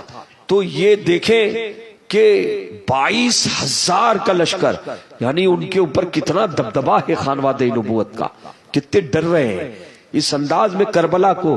اور یہاں پہ تو آ رہے اور اسٹیج پہ جو ہے رونا شروع کر دیتے ہیں، ناک صاف کرنا شروع کر دیتے ہیں۔ ارے داستان کربلا تو شجاعت کی داستان ہے اور بہادری کی داستان ہے۔ رسول نے اپنے شہزادوں کو شہادت کا دولہا اپنے ہاتھوں سے بنایا ہے، اپنے ہاتھوں سے شہادت کا دولہا بنایا ہے۔ تو امام علی مقام رضی اللہ تعالیٰ عنہ کے مقابلے میں 22,000 کی کمک تک ابن سعد آیا۔ پہلے تو بات نہیں کی، یہ تھوڑی سی تاریخ ذرا خشک ہوتی ہے، اور شہادت کا تو میں اسی انداز میں اعلیٰ حضرت نے بھی فرمایا کہ رونے رلانے کے انداز سے اس طرح سے یہ سب چیزیں جائز نہیں۔ اگر خود سے رونا آ جائے تو الگ بات ہے، یہ شہادت بیان کرنے کا میری جو اصل گفتگو تھی نا وہ مکمل ہو چکی ہے۔ اب یہ میں آپ کے لیے کچھ تاریخ جو ہے میرا جو مقصد تھا وہ الحمدللہ پورا ہو گیا ہے، اللہ قبول کرے اسے اور اپنی بارگاہ سے بہتر جزا عطا فرمائے، تو شے آخرت بنائے۔ آپ سمجھے؟ اب دیکھیں یہاں پر کہ 22,000 کا لشکر جمع ہو چکا ہے۔ امام علی مقام رضی اللہ تعالیٰ عنہ سے ابن سعد نے پیغام بھیجا۔ بعض روایتوں میں آتا ہے کہ امام کی طرف سے پیغام گیا، بہرکیف تطبیق دی جا سکتی روایتوں میں۔ امام علی مقام رضی اللہ تعالیٰ عنہ سے ملاقات ابن سعد کے ایک سپاہی نے کی، پوچھا ہے کہ کس لیے؟ اب یہ جانتے ابن سعد پہلے ٹال مٹول کر رہا تھا، یہ کربلا آنے کے لیے تیار نہیں تھا، ایران جانا چاہتا تھا، لیکن اسے جاتے وقت کہا گیا تھا رے ایک جگہ جو ہے ایک زبردست سٹی تھی اس زمانے میں، اور وہاں کھیتی باڑی ہریالی پیسہ پانی نوٹ پانی وہاں سے بہت جو ملتا تھا، تو اس کے لیے وہاں کی گورنری کا جو ہے وعدہ ہو گیا تھا، ایگریمنٹ ہو چکا تھا۔ ابن زیاد پہلے تو مکر گیا، کہا کربلا جانا ہے، کہا کس کے لیے؟ کہا حسین ابن علی آ رہے ہیں۔ ابن سعد جانتا تھا کہ یہ تو رسول اللہ کے شہزادے ہیں، ان کے مقابلے نا معمولی بات نہیں۔ پہلے تو ٹال مٹول کیا، لیکن کہا رہی کی حکومت کا جو وعدہ تمہیں دیا گیا کہ وہاں کی گورنری تم کو کہتے پروانہ ختم کر دیا جائے گا، تو رأی کو حاصل کرنے کے لیے، دولت کے لیے، اقتدار کے لیے، پیسے کے لیے وہ کربلا میں آیا تھا۔ جب امام علی مقام تب اپنا قاصد بھیجا ہے، کہا کس لیے؟ کہا ہم خود نہیں آئے تھے، ہم خود نہیں آئے تھے، ہمیں بلایا گیا ہے، خطوط لکھے گئے ہیں، کوفہ والوں نے ہمیں دعوت دے کر بلایا ہے دینی رہبری کے لیے کہ آپ امام بن کر تشریف لائیں۔ عزیزان ملت اسلامیہ، دوسرے دن جو ہے روایتوں میں آتا ہے کہ ابن سعد نے خود امام علی مقام سے ملاقات کی ہے۔ سندیشہ یہاں سے گیا، بعض روایتوں میں آتا ہے کہ اس طرف سے گیا تھا، لیکن 20 لشکری 20 سپاہی امام علی مقام رضی اللہ تعالیٰ عنہ کے جانثار اور 20 اس کے دونوں آمنے سامنے آئے، اور جب دونوں قریب ہوئے تو حضرت امام حسین نے اپنے جانثاروں کو کہا الگ ہو جاؤ، اس نے بھی الگ کر دیا، اور امام علی مقام کی گفتگو ہوئی کس کے ساتھ؟ ابن سعد کے ساتھ۔ کہا 3 چیزیں ہیں۔ اب دیکھیں پہلے تو امام علی مقام نے بھرپور کوشش کی ہے، امام پر کوئی الزام نہیں دے سکتا۔ یہ نجدی، یہ بدبخت کہتے ہیں کہ امام حسین کربلا میں جنگ لڑنے کے لیے گئے تھے اور جنگ انہوں نے چھیڑی تھی اور خود بھی معاذ اللہ رب العالمین اپنے آپ کو ہلاکت میں ڈالا اور اپنے جانثاروں کو. اس لیے تاریخ جاننا ضروری ہے. امام علی مقام رضی اللہ تعالیٰ عنہ گفتگو فرماتے ہیں کہ نہ، تین چیزیں، مجھے جنگ نہیں کرنی، خون نہیں بہانا ہے. ایک روایتوں میں آتا ہے کہ یزید کے پاس مجھے لے کے چلو، تم خود چلو ساتھ میں،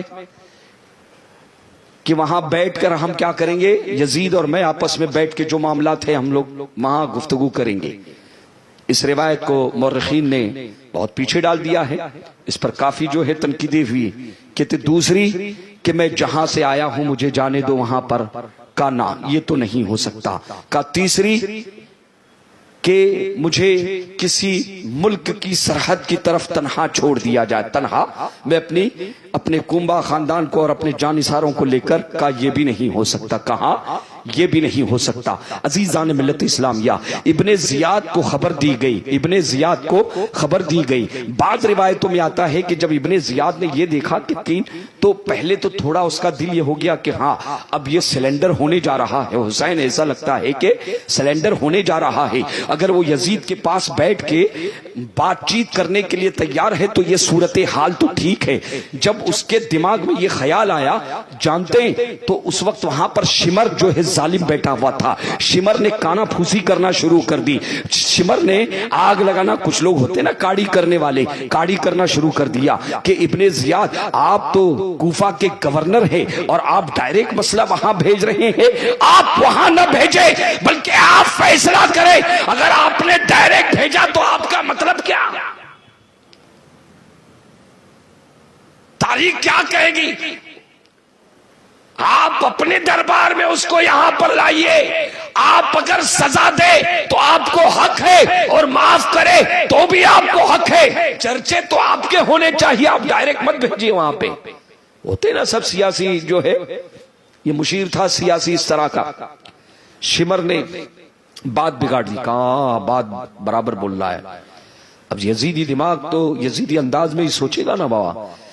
تو کہا تو بہت اچھا میرا خیر خواہ، اچھا مشورہ دیا. تو شمر کے ہاتھوں دوسرا خط ابن زیاد کو پہنچتا ہے.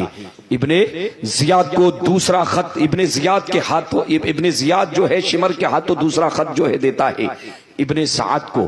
ابن سعد نے بھی پہلے ٹال مٹول کرنے کی کوشش، لالچی پکا خبیث مردود تھا، لیکن رائے کی لالچ میں تھا. لیکن طرفہ وہ ایک قریشی تھا، وہ جان رہا تھا کہ مجھے ابن زیاد میں جس کے مقابلے پر کھڑا کیا ہے وہ کوئی معمولی شخصیت نہیں ہے، کوئی عام آدمی نہیں ہے. اس لیے پہلے وہ بھی ٹال مٹول کرتا رہا. لیکن عزیزان ملت اسلامیہ، کئی حیل و بہانوں کے بعد اب آخری خط آتا ہے. شمر نے جانتے ہی کیا کہا اس وقت ابن زیاد سے کہ یہ تو آپ کو الجھانے کی اور آپ کو بیچ سے ہٹانے کا معاملہ ہے. سیاسی گفتگو اور داؤ پیش شروع ہو گئے. بولے میں نے رات میں دیکھا ہے کہ ابن سعد اور امام حسین کو میں نے باتیں کرتے ہوئے جھٹوں کی روایتیں بیان کرنا شروع کر دی ہے، اور یہ کہ مل کے آپس میں کچھ باتیں کر رہے تھے، کھچڑی پکا رہے تھے. اس میں تو آپ کا جو ہے معاملہ کیا، آپ کا رول کیا رہے گا، ہے نا بھائی. ہوتا ہے نا چاپلوسی، تو ان کے رگو ریشے میں ہوتی ہے، یہ اپنے اوپر والوں کی چاپلوسی کرنا، ان کے سجدے کرنا جا کر وہاں پر، یہ ان کی عادتیں ہوتی ہیں. بات سمجھ رہے ہیں آپ؟ اب دیکھیں کہ جب شمر نے قاعدے سے مکمل آگ لگا دی تو خط بھیج دیا کہ ابن سعد کو خط ملا. خط میں لکھا تھا کہ ابن سعد اب دو ہی راستے، کہ یا تو حسین کے ساتھ جنگ ہوگی، حسین کے ساتھ جنگ ہوگی، یا وہ یزید کی بیعت کا اعلان کر دے. عزیزان ملت اسلامیہ، یزید کی بیعت کا مطالبہ کیا گیا، ایک بار نہیں متعدد مرتبہ یزید کی بیعت کا مطالبہ کیا. یہ امام علی مقام امام حسین نے ارشاد فرمایا کہ حسین ابن علی اپنی جان تو دے سکتا ہے لیکن ایسے فاجر اور فاسق کے ہاتھوں پر اپنا ہاتھ نہیں دے سکتا. خواجہ صاحب یہی تو کہہ گئے، سرداد نداد دست درد است یزید. یزید کے ہاتھ میں امام علی مقام نے جب یہ معاملہ، اور اس خط میں لکھا تھا کہ ابن سعد کہ اگر تجھے یہ میرا فرمان کچھ اگر حسین ابن علی کے ساتھ اگر تو کچھ نرمی سے پیش آ رہا ہے یہ معاملہ، اگر تجھے کہتے ان کے ساتھ جنگ نہیں لڑنی ہے تو یہ لشکر پورا 22,000 کا شمر کے حوالے کر دے، شمر قیادت کرے گا اور تیرے ہاتھ سے رہے کی حکومت بھی اور وہاں کی گورنری بھی چلی جائے گی۔ کرتا کیا نہ دھرتا، ظالم دنیا کی لالچ میں اتنا اندھا ہو گیا تھا۔ پہلے تو اس نے کہا کہ شمر تو نے کیا کر دیا کہ معاملات کہیں کسی حد تک جو ہے ٹھیک ہو رہے تھے، میں نے تو کوشش کی تھی تاکہ حسین ابن علی کے سامنے کھڑا ہونا نہ پڑے، لیکن ایسا محسوس ہو رہا ہے کہ نہ ابن زیاد کو امن پسند ہے اور نہ تمہیں، اور دوسری بات کہی کہ رائے کی حکومت اپنے ہاتھ سے جانے نہیں دوں گا، شمر یہ تو میرا حربہ تھا لیکن حملہ تو میں ہی کروں گا، حملہ تو میں ہی کروں گا۔ اتفاق دیکھیں، یہ وقت کی نیرنگی دیکھیں کہ یہ ابن سعد، عمر ابن سعد، سعد ابن ابی وقاص رسول اللہ کے صحابی اور عشرہ مبشرہ میں سے ان کا بیٹا ہے۔ جانتے ہیں کہ 9 محرم کی تاریخ ہے، یہ جب یہ گفتگو میں اتنے دن جو ڈائیلاگ میں اور گفتگو میں اتنے دن جو ہے گزر گئے، جب محرم کی 9 تاریخ ہے، اللہ اکبر، شام کا وقت ہوتا ہے، ابن سعد نے اپنے لشکر کو امام علی مقام رضی اللہ تعالیٰ عنہ کے خیمے کی طرف ایک دستے کو، گھوڑوں کو جو ہے بھیجا کہ جاؤ اور حملہ کرو حسینی لشکر پر، جنگ کا آغاز ہوگا۔ عزیزان ملت اسلامیہ، امام علی مقام رضی اللہ تعالیٰ عنہ اپنے خیمے کے دروازے پر اپنے گھٹنوں پر سر رکھ کر تلوار کے سہارے سے آرام فرما رہے تھے۔ 9 محرم ہے، شام کا وقت ہے، حضرت بی بی زینب رضی اللہ تعالیٰ عنہا گھوڑوں کے ٹاپوں کی آواز سنتے تو باہر تشریف لاتی ہے، جھانک کر دیکھتی ہے گھوڑوں کے ٹاپوں کی، اور تو امام علی مقام رضی اللہ تعالیٰ عنہ کو آپ نے بیدار فرمایا کہ بھائی جان آپ اٹھیں، اے ابن رسول آپ اٹھے۔ سرکار فوراً جو ہے اچانک بیدار ہو گئے اور اللہ اکبر، جیسے ہی آپ بیدار ہوئے کہا کیا کہ سرکار دیکھے کہ گھوڑوں کی آواز آ رہی ہے، ایسا لگتا ہے کہ لشکر حملہ کرنے کے لیے، سپاہی حملہ کرنے کے لیے آ رہے ہیں۔ عزیزان ملت اسلامیہ، امام علی مقام رضی اللہ تعالیٰ عنہ کی آنکھیں ڈبڈبائی ہوئی تھی۔ بہن نے پوچھا، بی بی زینب نے پوچھا کہ بھائی جان کیا معاملہ ہے؟ امام حسین رضی اللہ تعالیٰ عنہ ارشاد فرماتے ہیں کہ اے فاطمہ کی شہزادی، ابھی ابھی میں نے نانا جان محمد عربی صلی اللہ علیہ وسلم کی خواب میں زیارت کی ہے، زبان حال سے یہ بتانا چاہ رہے ہیں کہ بہن آقا تشریف لا چکے ہیں کربلا کے میدان میں، اور مجھے فرمایا ہے یا حسین تروحو الینا، تمہاری آمد کا وقت ہو چکا ہے، تیار ہو جا، امتحان کا وقت ہو چکا ہے۔ ابھی ابھی میں نے خواب میں دیکھا ہے کہ حضور خواب میں تشریف لائے ہیں، کربلا میں آئے ہوئے ہیں اور مجھے فرما رہے ہیں تروحو الینا، یا حسین تمہارا وقت ہو چکا ہے، تیار ہو جا۔ جو امتحانی پرچہ میں نے بچپن میں تمہیں دیا تھا، عزیزان ملت اسلامیہ، حضرت بی بی زینب پکارتی یا ویلتا یا ویلتا۔ معزز سامعین کرام، امام حسین نے جب دیکھا کہ لشکر کا ایک دستہ خیمے کی طرف آپ آگے بڑھے، بعض روایتوں میں آتا ہے کہ حضرت عباس علمبردار کہتے ہیں کہ بھائی جان آپ رکے، میں چلا جاتا ہوں، اے امام آپ رکے، میں جاتا ہوں۔ بعض روایتوں میں آتا ہے کہ امام علی مقام آگے بڑھے، بہر کے دیکھا کون ہے؟ ابن سعد کا لشکر کا، کس لیے کا حملہ؟ یا تو یزید کی بیعت، یا تو اب جنگ، اب بات چیت نہیں، اب فیصلہ صرف 2 ہی باتوں پر، یا تو جنگ لڑو یا تو یزید کی بیعت۔ امام نے کہا جان تو دے سکتا ہوں لیکن فاسق اور فاجر کے ہاتھوں میں، ایسے ناہنجار شخص کے ہاتھوں میں حسین اپنا ہاتھ کبھی نہیں دے سکتا۔ عزیزان ملت اسلامیہ، اخیر کہا کہ جنگ۔ امام علی مقام نے عریضہ پیش کیا کہ صبح تک جو ہے ڈال دو، صبح جنگ لڑی جائے گی، صبح جنگ لڑی جائے گی۔ اب حضرات محترم دیکھیں کہ امام حسین رضی اللہ تعالیٰ عنہ فرماتے ہیں کہ مجھے قرآن کی تلاوت سے بے پناہ محبت ہے، قرآن کی تلاوت سے آپ نے چند باتیں رکھی، اللہ نے ان کے دل میں ڈال دی۔ یزیدی لشکر کے کہتے ہیں کہ کل صبح جو ہے وقت جنگ کے لیے جو ہے صبح کا وقت مقرر ہو چکا ہے۔ یہ 9 محرم کی بات بتا رہا ہوں میں آپ کو۔ عزیزان ملت اسلامیہ، امام علی مقام امام حسین رضی اللہ تعالیٰ عنہ مہلت لیتے ہیں۔ اللہ نے ان کے دل میں تھوڑی دیر کے لیے، اب دیکھیں پانی بند ہو چکا ہے، 7 محرم کو دانا اور پانی کیا ہو چکا ہے؟ بند ہو چکا ہے۔ امام علی مقام رضی اللہ تعالیٰ عنہ اپنے خیمے میں تشریف لاتے ہیں۔ مغرب کی نماز ہو گئی، مغرب کی نماز کے بعد اللہ اکبر عشاء کی نماز کا وقت ہوا، عشاء کی نماز بھی ادا کر لی گئی۔ اصحاب اپنے امام علی مقام نے اپنے اصحاب کو جمع فرمایا، اہل بیت کو جمع فرمایا اور ایک بلیغ خطبہ ارشاد فرمایا کہ سب جانتے ہو، یہ نقطہ ذہن میں رکھے کہ امام نے قدم قدم پر اتمام حجت کی ہے اور سب کو مہلت دی ہے، سب کو سمجھایا ہے۔ امام علی مقام فرماتے ہیں کہ میری خانوادو، اے میرے جانثارو، تم سے زیادہ وفادار اس وقت دنیا میں میں کسی کو نہیں دیکھ رہا ہوں۔ اگر میرے جانثار ہے، جو میرے اصحاب ہے، وفاداری میں ممتاز ہے، اور جو میرے اہل بیت ہے، میرے گھر کے لوگ ہیں، وہ بھی اپنی رشتہ داری میں بے مثل اور بے مثال ہے۔ ان کی وفا کی داستان میں اللہ کے رسول کی بارگاہ میں قیامت کے دن پیش کروں گا، لیکن سن لو، جان لو کہ یزیدی میرے خون کے پیاسے ہیں، انہیں میرا سر چاہیے، ابھی بھی وقت ہے۔ حسین تمہیں مہلت دیتا ہے کہ جسے جانا ہے نکل جائے، جسے جانا ہے نکل جائے، مجھے کسی سے ناراضگی نہیں ہے اور میں قدر کرتا ہوں، لیکن کوئی جانے کے لیے ایک دم چپی سادے میں سب۔ اب دیکھیں شب عاشور ہے، عاشورہ کی رات ہے۔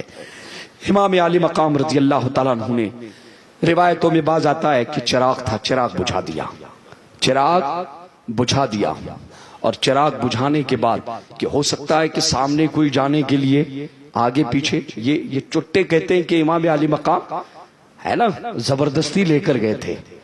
یہ نقطہ آپ جانیں کہ وہ سب جانثار تھے، محبت میں گم تھے، وہ فنا تھے امام علی مقام کی محبت میں۔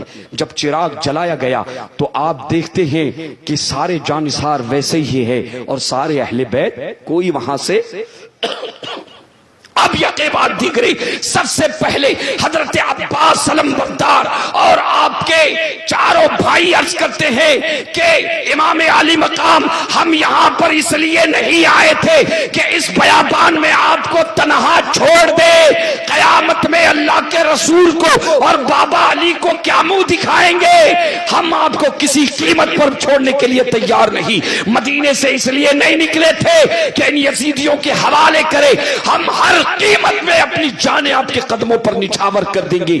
امام مسلم بن عقیل، امام مسلم بن عقیل کے ایک شہزادے اور ان کے بھائی، 3 بھائی ان کے ساتھ تھے، میں نے بتایا تھا شروع میں، وہ سارے کہتے ہیں کہ حضور سرکار آپ کو چھوڑ کر کسی حالت میں ہم جانے کے لیے، اللہ اکبر، گویا کہ وہ زبان حال سے یہ سمجھانا چاہ رہے ہیں، حضرت کی بارگاہ میں یہ پیش کرنا چاہ رہے ہیں کہ سرکار یہ 22,000 نہیں 22,000 کروڑ بھی آ گئے تو ہم اپنے آپ کو حسین کے قدموں پر نچھاور کر دیں گے، اللہ اکبر۔ اب یہ تو گھر والوں کا جو ہے خاندان کے، حضرت امام حسن رضی اللہ تعالیٰ عنہ کے جو ہے شہزادگان، وہ بھی کھڑے ہو گئے، اور میں نے بتایا تھا کہ حضرت جعفر تیار کے 2 پوتے، حضرت محمد اور حضرت ابراہیم، جانتے ان کے والد نے جب یہ قافلہ مکہ شریف سے چلا تھا تو ان کے والد حضرت عبداللہ گئے تھے کہاں پر؟ مکہ کے حاکم کے پاس، کہ یزید اور امام علی مقام کی حکومت کے درمیان زبردست تناؤ ہو چکا ہے، تم امان لکھ کے دو، میرے سرکار کے لیے تم امان لکھ کے دو۔ مدینے کے حاکم عمرو ابن سعید نے امان نامہ لکھ کر دیا تھا۔ حضرت عبداللہ حضرت بی بی زینب کے شوہر نامدار ہے، حضرت محمد اور حضرت اون و محمد کے والد ہے، انہوں نے راستے میں ملاقات کی تھی اور راستے میں جو ہے اپنے شہزادوں کو آپ کی خدمت میں پیش کیا تھا کہ سفر میں یہ میرے دونوں شہزادے آپ کے ساتھ رہیں گے، عریضہ پیش کیا تھا کہ اے فرزند حرم آپ تشریف چلے، میں نے حاکم مکہ سے امان بھی لکھ کے لیا ہے، امام علی مقام فرماتے ہیں عبداللہ اب یہ میرے قدم نہیں رک سکتے. کہا حضور معاملہ کیا ہے؟ وہ بے وفا ہے، وہ کوفی ہے، وہ کبھی وفا نہیں کریں گے، آپ نہ جائیں. آپ ارشاد فرماتے ہیں عبداللہ معاملہ یہ ہے کہ میں نے نانا جان کو خواب میں دیکھا ہے اور حضور نے مجھے کچھ حکم دیا ہے اور مجھے وہ مکمل کرنا ہے، مجھے جانا ہے. کہا حضور کیا خواب ہے؟ کہا کسی کو نہیں بتایا، تم کو بھی نہیں بتاؤں گا، یہ راز ہے. نواسے اور نانا کے درمیان کچھ راز ہے. یہ دیکھیے امام علی مقام رضی اللہ تعالیٰ عنہ کے قدموں پر نچھاور اب 72 جانثار. دیکھا کہ جو 72 مدینے سے چلے تھے بالکل ویسے ہیں. اللہ اکبر، انتہا پیش کر دی. حضرت عبداللہ کھڑے ہوتے ہیں اور عرض کرتے ہیں امام علی مقام آپ ایک جان کی بات کرتے ہیں، ہم تو آپ کے اہل بیت کے ایسے غلام ہیں، میری ایک جان نہیں، اگر 1000 مرتبہ بھی مجھے قتل کیا جائے اور زندگی دی جائے جب بھی میں آپ کو چھوڑ کر نہیں جاؤں گا. آپ کے قدموں پر کٹنے کے لیے تیار ہوں. ایک جانثار کھڑے ہو گئے اور عرض کرتے ہیں کہ امام علی مقام ہم اپنی جان اب کے قدموں پر نچھاور کر دیں گے اور قیامت کے دن رسول اللہ کو آپ کے نانا کی خدمت میں عرض کریں گے کہ کس طرح سے ہم نے آپ کی عظمت پر پہرا دیا ہے اور کس طرح سے آپ کی خدمت کی ہے. کئی جانثار کھڑے ہو گئے، جو 72 تھے ان میں سے یکے بعد دیگرے سب کے اپنے مختلف الفاظ. عزیزان ملت اسلامیہ، کوئی بھی امام علی مقام امام حسین کو چھوڑنے کے لیے تیار نہیں. امام نے حجت قائم کی ہے. لہذا نجدیوں، خارجیوں، تم نے جو اپنی کتابوں میں لکھا ہے کہ امام نے موت کی طرف دھکیلا، یہ جھوٹ ہے، تاریخ کے منہ پر تماچا ہے. اللہ اکبر، کل ایک تماچا حسین نے یزیدیت کے چہرے پہ مارا تھا. آج تو کروڑوں غلام حسین ہے، اب دیکھیں کہ امام علی مقام رضی اللہ تعالیٰ عنہ اب خیمہ والوں سے کہتے ہیں کہ آج شب عاشور ہے، کل ہماری زندگی کا آخری دن ہے، آؤ جی بھر کے اللہ کی عبادت کرے، اللہ کی بندگی کرے. حضرت امام علی مقام کو سب سے زیادہ نماز کے بعد سب سے زیادہ جو آپ کی طبیعت عبادت میں کہتے قرآن مجید کی تلاوت پسند تھی. آپ رات دن قرآن پڑھتے تھے. میں نے بتایا تھا آپ کو گزشتہ مجلسوں میں کہ امام علی مقام امام حسین رضی اللہ تعالیٰ عنہ کی عبادت کا یہ عالم تھا کہ 65 مرتبہ قرآن مجید ختم کرتے تھے صرف رمضان میں.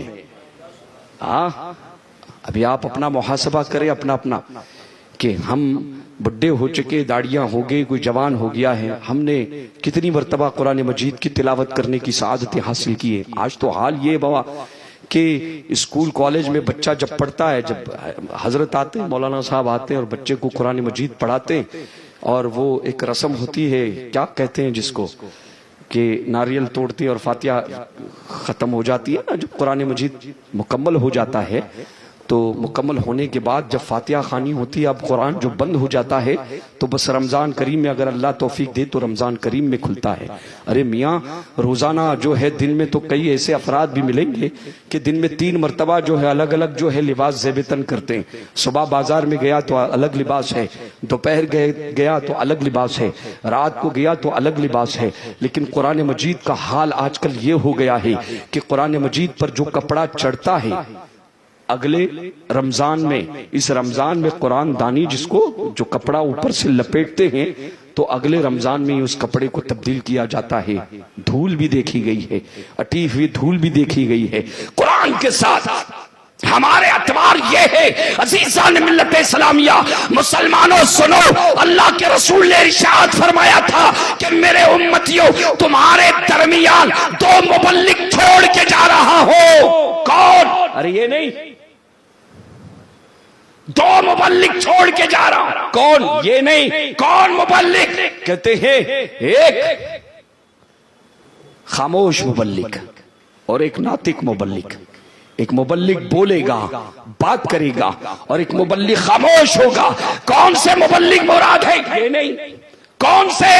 کا ایک بات کرے گا اور ایک خاموش ہوگا. کا کون؟ کا ایک قرآن اور ایک موت. کا دونوں کو پکڑ کر رکھنا. جب تک ان سے وابستہ رہو گے، قرآن پڑھتے رہو گے، موت کو یاد کرتے رہو گے کہ اللہ کے رسول فرماتے ہیں صراط مستقیم سے کبھی تمہیں کوئی ہٹا نہیں پائے گا۔ شب عاشور ہے، امام حسین رضی اللہ تعالیٰ عنہ جی بھر کے اللہ کی عبادت ہو رہی ہے، 72 کے 72 اہل بیت سارے کے سارے سیدانیہ شہزادیہ قرآن مجید کی تلاوت، نفلی عبادت، ذکر، تسبیح، تحلیل، بندگی، اللہ کی رضا حاصل کرنے کے لیے عزیزان ملت اسلامیہ، یہ ہے کربلا کا فلسفہ، یہ پیغام کربلا ہے، یہ کربلا کی جان ہے جسے سمجھنا ضروری ہے۔ اسی نظام کو بچانے کے لیے امام علی مقام کو کرب و بلا کی سرزمین پر آنا پڑا تھا۔ امام علی مقام اقتدار کے لیے اور قدر کے لیے، تخت کے لیے نہیں آئے تھے۔ دو نظریات کا اختلاف تھا، یزیدیت اور حسینیت کا اختلاف تھا۔ ارے حسینیت امن کا استعارہ ہے اور یزیدیت ظلم کا استعارہ ہے۔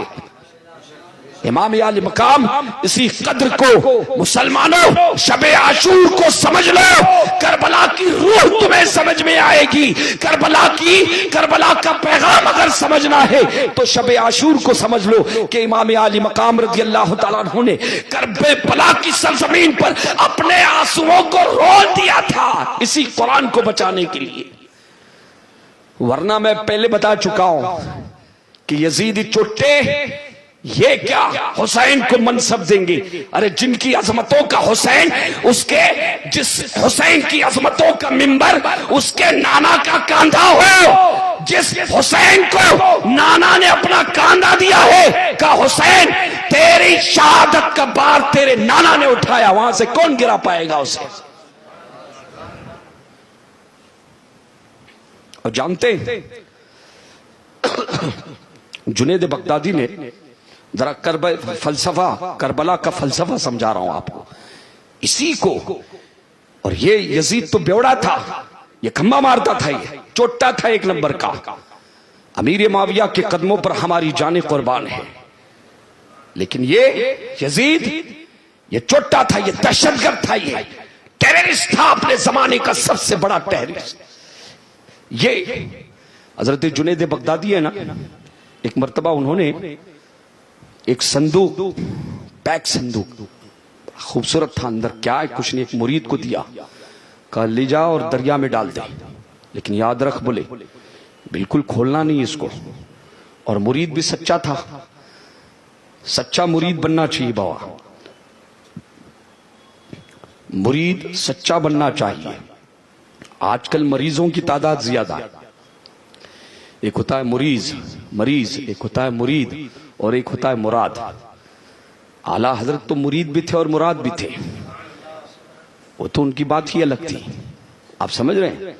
تو یہ دیکھیں کہ جا اور سمندر میں سے فلاں دریا میں سے پکا وفادار تھا، کہا جی سرکار، گئے، اور جانے کے بعد جیسے ہی دریا کے کنارے پہنچے اور آپ نے اس صندوق کو پانی میں چھوڑا ہے، دریا نے پانی چھڑ گیا، ادھر کا ادھر اور ادھر کا ادھر، پانی نے خیر مقدم کیا صندوق کا۔ دیکھ کے حیران ہو گیا کہ پانی اپنی جگہ دائیں بائیں چھوڑا اور صندوق کو بڑے پیار سے اندر لے لیا، پیار سے حیران ہو گیا۔ بھاگتا ہوا امام جنید بغدادی رضی اللہ تعالیٰ عنہ کی خدمت میں حاضر ہوا، کہ سرکار یہ کیا معاملہ ہے؟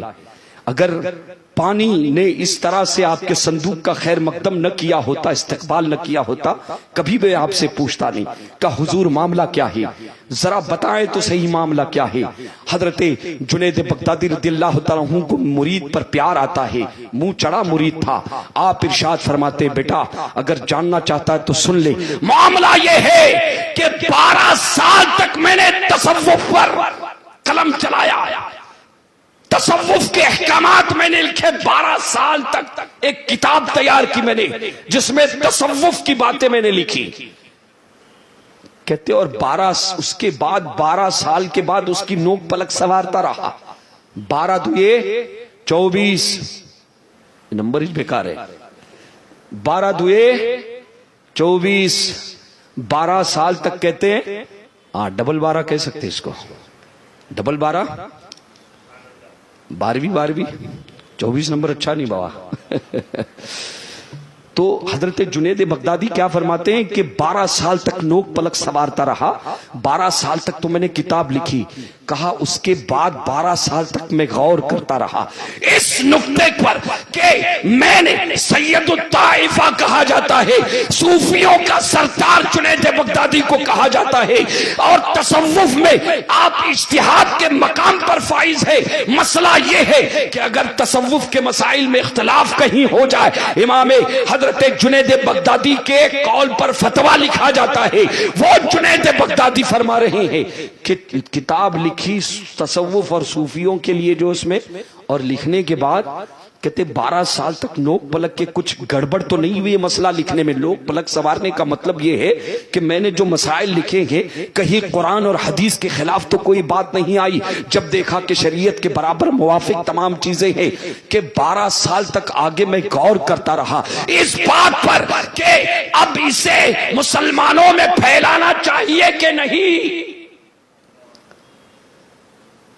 12 दूये 24 निकल गया, 36 कोई मसला नहीं, अच्छा नंबर 36 साल के बाद हजरत जुनैद बगदादी फरमाते हैं कि अब मैंने फैसला यह किया है कि इस किताब की जरूरत नहीं है, इसलिए मैंने इसे समंदर में छोड़ने के लिए तुम्हें हुक्म दिया। का हुजूर मामला क्या है? का मामला यह है कि मैं इस नतीजे पर पहुंचा हूं कि जब मुसलमानों के पास कुरान जैसी किताब है, कुरान है, तो किसी तसव्वुफ के किताब की जरूरत नहीं है। जब मुसलमानों की रहबरी के लिए, रहनुमाई के लिए कुरान है, तो जुनैद बगदादी फरमाते मेरा फैसला स्टेटमेंट ये कि अब किताब तसव्वुफ की जरूरत, कुरान के सामने हिदायत के लिए की दूसरी किसी किताब की जरूरत नहीं है। अदीदान मिल्लत इस्लामिया मुस्तफा जान रहमत ने गदीर खुम के मौके पर इरशाद फरमाया था कि मेरा कलमा पढ़ने वालों, तरक्तु फीकुम मुस्तक़िलैन, दो चीजें तुम्हारे दरमियान छोड़कर जा रहा हूं। किताबुल्लाह फीहिल हुदा वन नूर, एक किताबे इलाही, नूर ही नूर और हिदायत ही हिदायत है, और दूसरी अहले बैत। अब एक ये कि कुरान में जब सब कुछ है, जब कुरान में सब कुछ है, तो देखो उसके बावजूद क्या अल्लाह के रसूल फरमाते अहले बैत को भी थाम के रखना। कुरान में जब सब है, जुनैद बगदादी फरमाते हैं कि किसी किताब की जरूरत नहीं कुरान के होते हुए। एक सूफी हजरत शिबली फरमाते हैं पहले तो मैं हदीस भी पढ़ लिया करता था, लेकिन आज 12 साल हो गए, जरा सूफियों की बात कर रहा हूं, 12 साल हो गए, अब तो मैं कुरान ही पढ़ता हूं, कुरान के अलावा कुछ नहीं पढ़ता हूं। कुरान के अलावा कुछ नहीं पढ़ता हूं, और जब दिल करता है कि अल्लाह से सरगोशी करूं, अल्लाह से हम गुलाम हो जाऊं, वजू करके मुसल्ले पे बैठता और कुरान मजीद खोल के पढ़ना शुरू कर देता हूं कि कुरान में सारे मसाइल का हल, हर मुसीबतों की मसाइब व आलाम को दूर करने का अल्लाह ने हमें, अल्लाह अकबर। अजीजान मिल्लत इस्लामिया, अब आप गौर करें कि अल्लाह के रसूल फरमाते हैं कि तुम्हारे दरमियान में दो चीजें छोड़ के जा रहा हूं। एक सवाल पैदा होता है मुसलमानों कि जब कुरान किताबे हिदायत है और बकौल जुनैद बगदादी के कुरान के होते हुए किसी किताब की जरूरत नहीं, लेकिन 1400 साल पहले मेरे आका फरमाते हैं कि कुरान के साथ अहले बैत दे रहा हूं, छोड़ना नहीं, कभी छोड़ना नहीं। वजह क्या है? वजह यह है कि कुरान थ्योरी है और उस कुरान को प्रैक्टिकल समझना है तो मुस्तफा जाने रहमत को देखना होगा। अगर कुरान की थ्योरी को समझना है तो इमाम हुसैन को समझना होगा, इमाम हसन को समझना होगा, इमाम ज़ैनुल आबिदीन को समझना होगा, अहले बैत के इमामों को समझना होगा। ये थ्योरी है, प्रैक्टिकल तुम्हें मेरा हुसैन बताएगा। मतलब क्या हुआ? मतलब ये हुआ कि हुजूर फरमा रहे हैं जब कुरान की आयतें और कुरान के अहकामात समझ में ना आए तो मेरे हुसैन को देख लेना, करबला वालों को देख लेना, तुम्हें कुरान के अहकामात समझ में आएंगे। امام حسین شب عاشور یہ کربلا کا خاص جو پیغام ہے، پیغام انسانیت، پیغام محبت، پیغام منشور زندگی کا منشور شب عاشور بالکل حسینی خیمے میں. اور یزید کتنا بڑا چوٹا تھا، اس کا تو پوسٹ مارٹم میں نے باقاعدہ ایک محفل میں مکمل طور پر کرنے کی جد و جہد کی ہے، کوشش کی ہے. اب آپ دیکھیں کہ رات بھر اللہ کی عبادت ہو رہی ہے، بندگی ہو رہی ہے.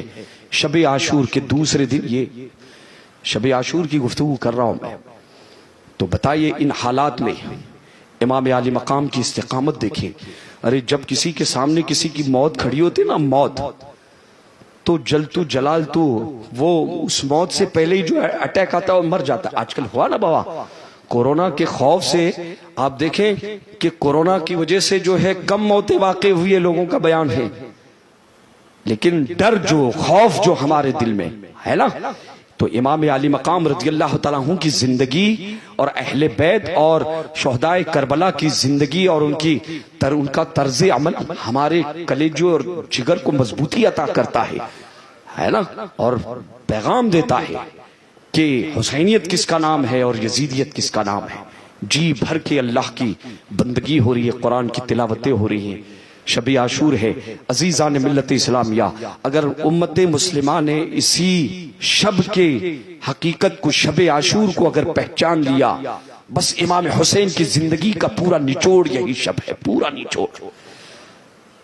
نچوڑ یہی ہے. اللہ تعالیٰ اہل بیت کے فیوز و برکات سے ہم تماموں کو مالا مال فرمائے. انشاءاللہ اگلی گفتگو کل اور پرسوں 2 دن باقی ہیں ابھی، اور پھر ایک مابعد کربلا بھی ہے، 3 مجلسیں ہیں انشاءاللہ. کل شہدائے شہید شہادت کا جو آغاز کیسے ہوا اور امام عالی مقام تشریف لائے اور کس طرح سے جانثاروں نے اور اہل بیت کے جانثاروں نے اپنی جان جہاں آفری کو خدا کے سپرد کیا ہے، انشاءاللہ کل اس کا ایک اجمالی خاکہ انشاءاللہ پیش کیا جائے گا. اور پرسوں کے پروگرام کا انشاءاللہ کل اعلان ہوگا، تو کل ضرور تشریف لائیں انشاءاللہ. اور جتنے حضرات سن رہے ہیں وہ اور لوگوں کو لنک بھیجتے رہیں، پیغام جاتے رہیں. اللہ کرے کہ اپنی یہ جو گفتگو محفلیں حضور کی بارگاہ میں، رسول اللہ کی اور سرکار اللہ کی بارگاہ میں قبول ہو جائے. وما علینا.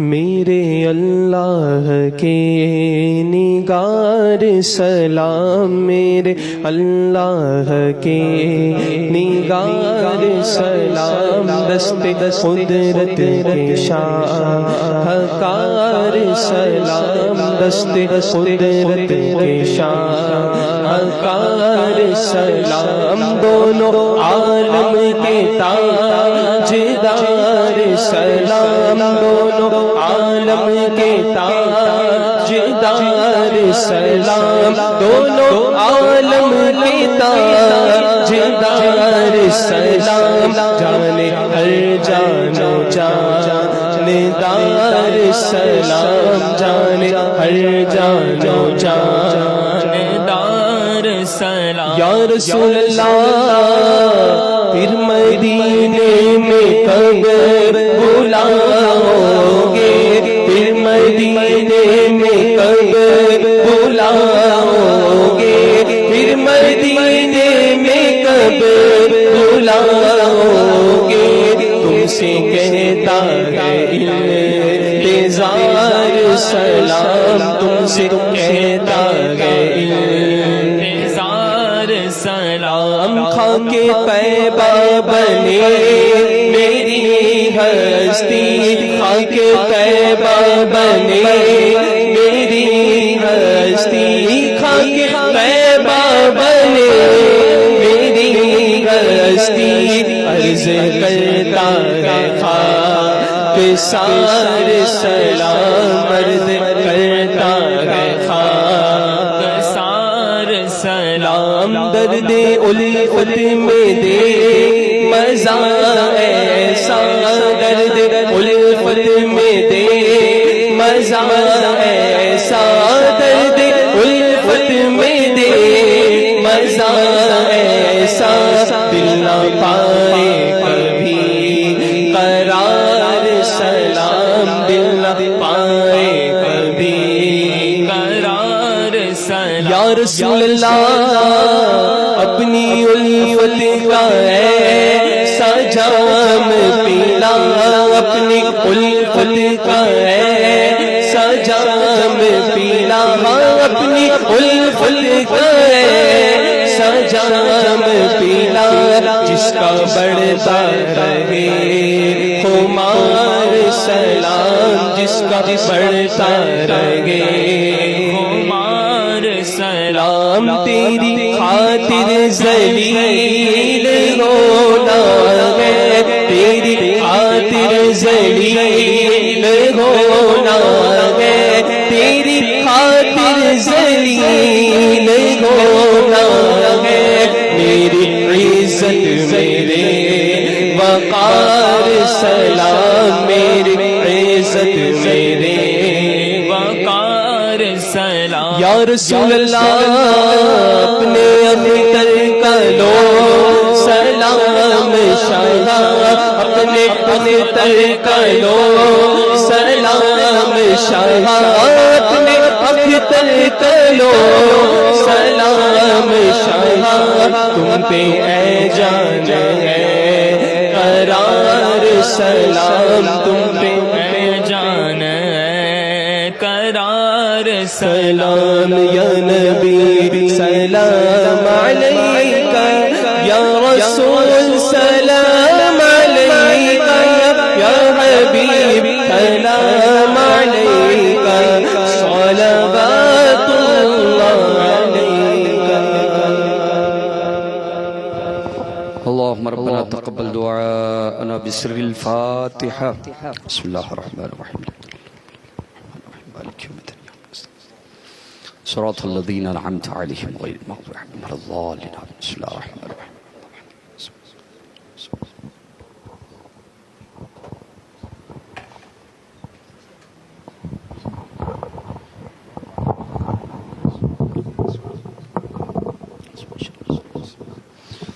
اللهم صل وسلم وبارك على سيدنا محمد وعلى ال سيدنا محمد كما تحب وترضى الہ العالمین کریمہ کار سازا بندہ نوازا یا حی یا قیوم برحمتک استغیث یا حی یا قیوم برحمتک استغیث یا حی یا قیوم برحمتک استغیث سبحان اللہ وبحمدہ وبحمدہ استغفر اللہ الہی لست للفردوس اعلی ولا اقوى على نار الجحیم فحب لی توبۃ واغفر ذنوبی فانک غافر الذنب العظیم کریمہ کار سازا بندہ نوازا قرآن مجید کی آیتیں صورتیں پڑھی گئی درود و سلام کے کلمات پڑھے گئے تیرے نبیوں کا محبوبوں کا شہدائے کربلا کا صحابہ کا اہل بیت کا ذکر جمیل ہوا تیری عطا کردہ شیرنی یہاں پر اور ننگر حسین حاضر ہے مولا قبول فرما سب کا ثواب اپنے فضل و کرم کے موافق بالخصوص سرور کائنات تاجدار مدینہ محمد الرسول اللہ صلی اللہ علیہ وسلم کے قدموں پر نچھاور ہے مولا قبول فرما مولا سرکار کے طفیل سے حضرت آدم تا عیسیٰ تمام پیغمبران نظام رسولان کرام اولیاء انبیاء اعظام کی بارگاہوں میں درجہ بدرجہ اس کا احسان ثواب فرما خلفائے راشدین اشر مبشرہ اصحاب بدر شہداء بدر اصحاب شہداء احد اصحاب بیت رضوان کی بارگاہوں میں درجہ بدرجہ احسان فرما بالخصوص مولا سرکار کے صدقے طفیل سے حضرت سید کائنات فاطمۃ الزہرا حضرت مولا علی مشکل کشا حضرت امام علی مقام شہید کربلا راکب دوش پیمبر امام حسن اور امام حسین رضی اللہ تعالیٰ عنہما کی بارگاہوں میں اس کا احسان ثواب فرما سرکار کے صدقے طفیل سے مولا جملہ خانواد نبوت اور جملہ جانثاران کربلا کی بارگاہوں میں درجہ بدرجہ احسان ثواب فرما سرکار کے صدقے طفیل سے مولا جملہ صحابہ کرام صحابیات اعظام حضرت سیدتنا نفیسۃ المصریہ کی بارگاہ میں خصوصاً اس کا احسان ثواب فرما سرکار کے صدقے طفیل سے مولا جو کچھ پڑھا گیا اس کا ثواب امام اعظم مالک شافعی امام احمد بن حنبل ائمہ مجتہدین محدثین مفسرین صالحین بالخصوص مولا سید الطائفہ حضرت جنید بغدادی کی بارگاہ میں احسان فرما بالخصوص مولا پیر پیرا میر میرا غوث الاغواس فرد الافراد میرا محی الدین سیدنا الشیخ عبد القادر جیلانی سلطان العارفین سیدنا وجدنا احمد الرفاعی احمد البدوی ابراہیم دسوقی بالخصوص شہنشاہ ہندوستان کی بارگاہ میں درجہ اس کا احسان ثواب فرما سرکار چشت اہل بہشت کے جملہ خلفاء مولا مریدین کی بارگاہوں میں درجہ بدرجہ اس کا ایصالی ثواب فرما. بمبئی کی سرزمین پر جتنے تیرے محبوب بندے بندیاں آرام فرما ہے ان کی روحوں کو خصوصاً اس کا ایصالی ثواب فرما. سرکار کے صدقے طفیل سے مولا بالخصوص سرکار سیدی اعلیٰ حضرت مفتی اعظم سرکار احسن العلماء سید العلماء حسامی علیہ رحمہ نظمی میں علیہ رحمہ حاجی صاحب علیہ رحمہ بالخصوص تاج الشریعہ رحمہ علیہ رحمہ کی بارگاہ میں اس کا خصوصیت کے ساتھ ایصالی ثواب فرما. سرکار کے صدقے طفیل سے قبہ رضویہ میں جتنے مولا تیرے محبوب بندے بندیاں ان کی سبوں کو روحوں کو خصوصاً اس کا ایصالی ثواب فرما. سرکار کا واسطہ وسیلہ تیری بارگاہ میں پیش ہے مولا از آدم تا ایدم تمام اولیاء کاملین بالخصوص مولا امت محمدیہ کے تمام مرحومین اور ان میں بالخصوص جتنے لوگ یہاں پر حاضر ہیں اور جتنے لوگ مولا دعاؤں کے لیے ہاتھوں کو اٹھائے ان تماموں کے مولا خاندان خیش و اقارب دار فانی سے پردہ کر چکے ہیں ان کی روحوں کو اس کا ایصالی ثواب فرما. مولا جن کے والدین مولا اس دنیا سے جا چکے ہیں ان کی قبروں پر رحمتوں کی بارشیں نازل فرما. ہمارے مرحومین کے مولا مغفرتیں فرما, ان کے قبروں پر بقعے نور بنا مولا. سرکار کے صدقے اور طفیل سے ہمارے اساتذہ مشائخ کے قبروں پر رحمت و انوار کی موسیلہ دھار بارشیں نازل فرما. سرکار اہل بیت اطہار کا توسل تیری بارگاہ میں پیش ہے مولا. جتنے یہاں پر حاضر ہیں سن رہے ہیں مولا اہل بیت کے صدقے طفیل سے مولا ہم تماموں کو شیاطین کے شر سے بچا, ساحرین کے سحر سے بچا, معاندین کے اناد سے بچا, ماکرین کے مکر سے بچا, مفسدین کے فساد سے بچا, وہابیین کی وہابیت بد مذہبوں کی صحبت بچ, رافضی نیم رافضی صلح کلیوں سے مولا محفوظ فرما. ایمان اور عقیدے میں تسلب عطا فرما. احمد رضا کا عشق عطا فرما. مسلک اعلیٰ حضرت کی پابندی عطا فرما. اہل سنت و جماعت مسلک اعلیٰ حضرت کی خدمت کرنے کی سعادت ارزانی توفیق عطا فرما. حاضرین میں دوست و احباب میں خیش و اقارب میں مولا جو بھی بارے قرض میں ڈوبے ہوئے ہیں مولا اہل بیت نبوت کا واسطہ کربلا والوں کا صدقہ سبوں کو عطا فرما. سبوں کو مولا مقاصد خیر کی براری فرما دے. جو قرض میں ڈوبے ہیں مولا بارے قرض سے سبکدوش فرما. ہماری روزیوں میں بے پناہ وسعتیں عطا فرما, برکتیں عطا فرما. اہل بیت اطہار کی خانے نعمت کی برکتیں عطا فرما. حسینی لقمہ عطا فرما, حسینی ٹکڑا عطا فرما. رزق حرام سے بچا, لقمہ حرام سے بچا مولا. حلال روزی ہمیں ہماری اولاد کو عطا فرما. سرکار کے صدقے طفیل سے مولا حاضرین میں دوست و احباب میں خیش و اقارب میں جو لوگ بھی بیمار ہیں فردن دعاؤں کی درخواستیں کرتے مولا تو علیم و خبیر ہے. کربلا والوں کے صدقے سبوں کو شفائے کامل و عاجل صحت اور تندرستی عطا فرما. بالخصوص مخدوم گرامی جیلانی میاں کے شہزادے محمد حمام علیل ہے مولا. کربلا والوں کے صدقے سیدہ فاطمۃ الزہرا کی چادر تطہیر اور چادر عصمت کے صدقے مولا شفائے کامل و عاجل عطا فرما. محمد اعجاز صاحب کا آپریشن ہوا ہے, کربلا والوں کا صدقہ اہل بیت کے صدقے مولا شفائے کامل و عاجل عطا فرما. جس مرض میں مبتلا تھے مولا اس مرض سے ہمیشہ کے لیے مرض سے مولا ان کو چھٹکارا عطا فرما. سرکار کے صدقے طفیل سے مولا جن لوگوں کے گھروں میں مولا جو بھی پریشانیاں ہیں مقدمات چل رہے ہیں مولا سبوں کو کامیابی کامرانی عطا فرما. عالم اسلام کو سربلندی عطا فرما. اسلام کا بول بالا فرما. مسجد اقصی اور بیت المقدس کی بازیابی کے اسباب پیدا فرما. مولا اہل عرب کی ہم تماموں کی غیرتوں کو بیرار فرما دے مولا. ہمارے سینوں میں مولا اہل بیت کی سچی محبت عطا فرما. یزیدی فتنے سے محفوظ فرما. رافضی اور نیم رافضی فتنوں سے ہمیں ہماری آل و اولاد کو مولا محفوظ فرما. مولا تیرے صحابہ اور تیرے نبی کے گھر والوں کے دامن کرم سے ہمیں وابستہ رکھ مولا. حشر کے دن ہمارا, حشر کے میدان میں ہمارا حشر حسینی پرچم تلے فرما. اہل بیت کے جھنڈے تلے ہمیں مولا اٹھا. سرکار امام حسین اور آپ کے خانوادے کی شفاعت ہم گنہگاروں کو مولا عطا فرما. امام حسین کی اور اہل بیت کی شفاعت ہم گنہگاروں کو عطا فرما. مولا بے عمل ہیں مولا, کوئی عمل ایسا نہیں جسے تیری بارگاہ میں پیش سکے. اہل بیت کی تیرے نبی کی محبت کا توسل لے کر تیری بارگاہ میں حاضر آئے ہیں. جتنے لوگ سن رہے ہیں حاضر ہیں مولا, تو علیم و خبیر ہے, ان کے دلوں میں جو بھی نیک جائز دعائیں مولا اور تمنائیں ہیں مولا, تیرے محبوب کے اہل بیت کے صدقے طفیل صفے سبوں کے مقاصد خیر کی براری فرما. بحقنا فتحنا لک فتحا مبینا. مولا سرکار کے صدقے اور طفیل سے قاری آصف کی والدہ کی مغفرت فرما, ان کے درجات بلند فرما, ان کی قبروں پر رحمت نازل فرما. بسیدنا محمد و عطرته الطاہرین بحق لخمسۃ نطفی بها حر الوباء الحاطمہ المصطفى والمرتضى وابناهما والفاطمہ, وبحق طه و یاسین, وبحق غلام غوث اعظم بے قسم مستر نمی مانت گرمانت شب مانت شب دیگر نمی مانت شاہ من سلطان عالم جدی احمد الکبیر خاطر من جمع کن یا غوث اعظم دستگیر. وببرکتی ان اللہ وملائکتہ یصلون علی النبی یا ایھا الذین آمنوا صلوا علیہ وسلموا تسلیما. اللہم صلی علی سیدنا محمد وعلی آل سیدنا محمد. مولا اس ذکر حسین کی محفلوں کو سجانے کے لیے جس کسی نے بھی دامے درمے قدمے قلمے سخنی حصہ لیا, جس طرح سے بھی محفل میں اس نے حصہ لیا ہے مولا, جماعت رضا مصطفیٰ اور بہت سارے لوگ اہل خانہ مولا اہل بیت کا روحانی ٹکڑا تو سبوں کو عطا فرما. سبحان ربک رب العزت عما یصفون وسلام علی المرسلین والحمد للہ رب العالمین بحق لا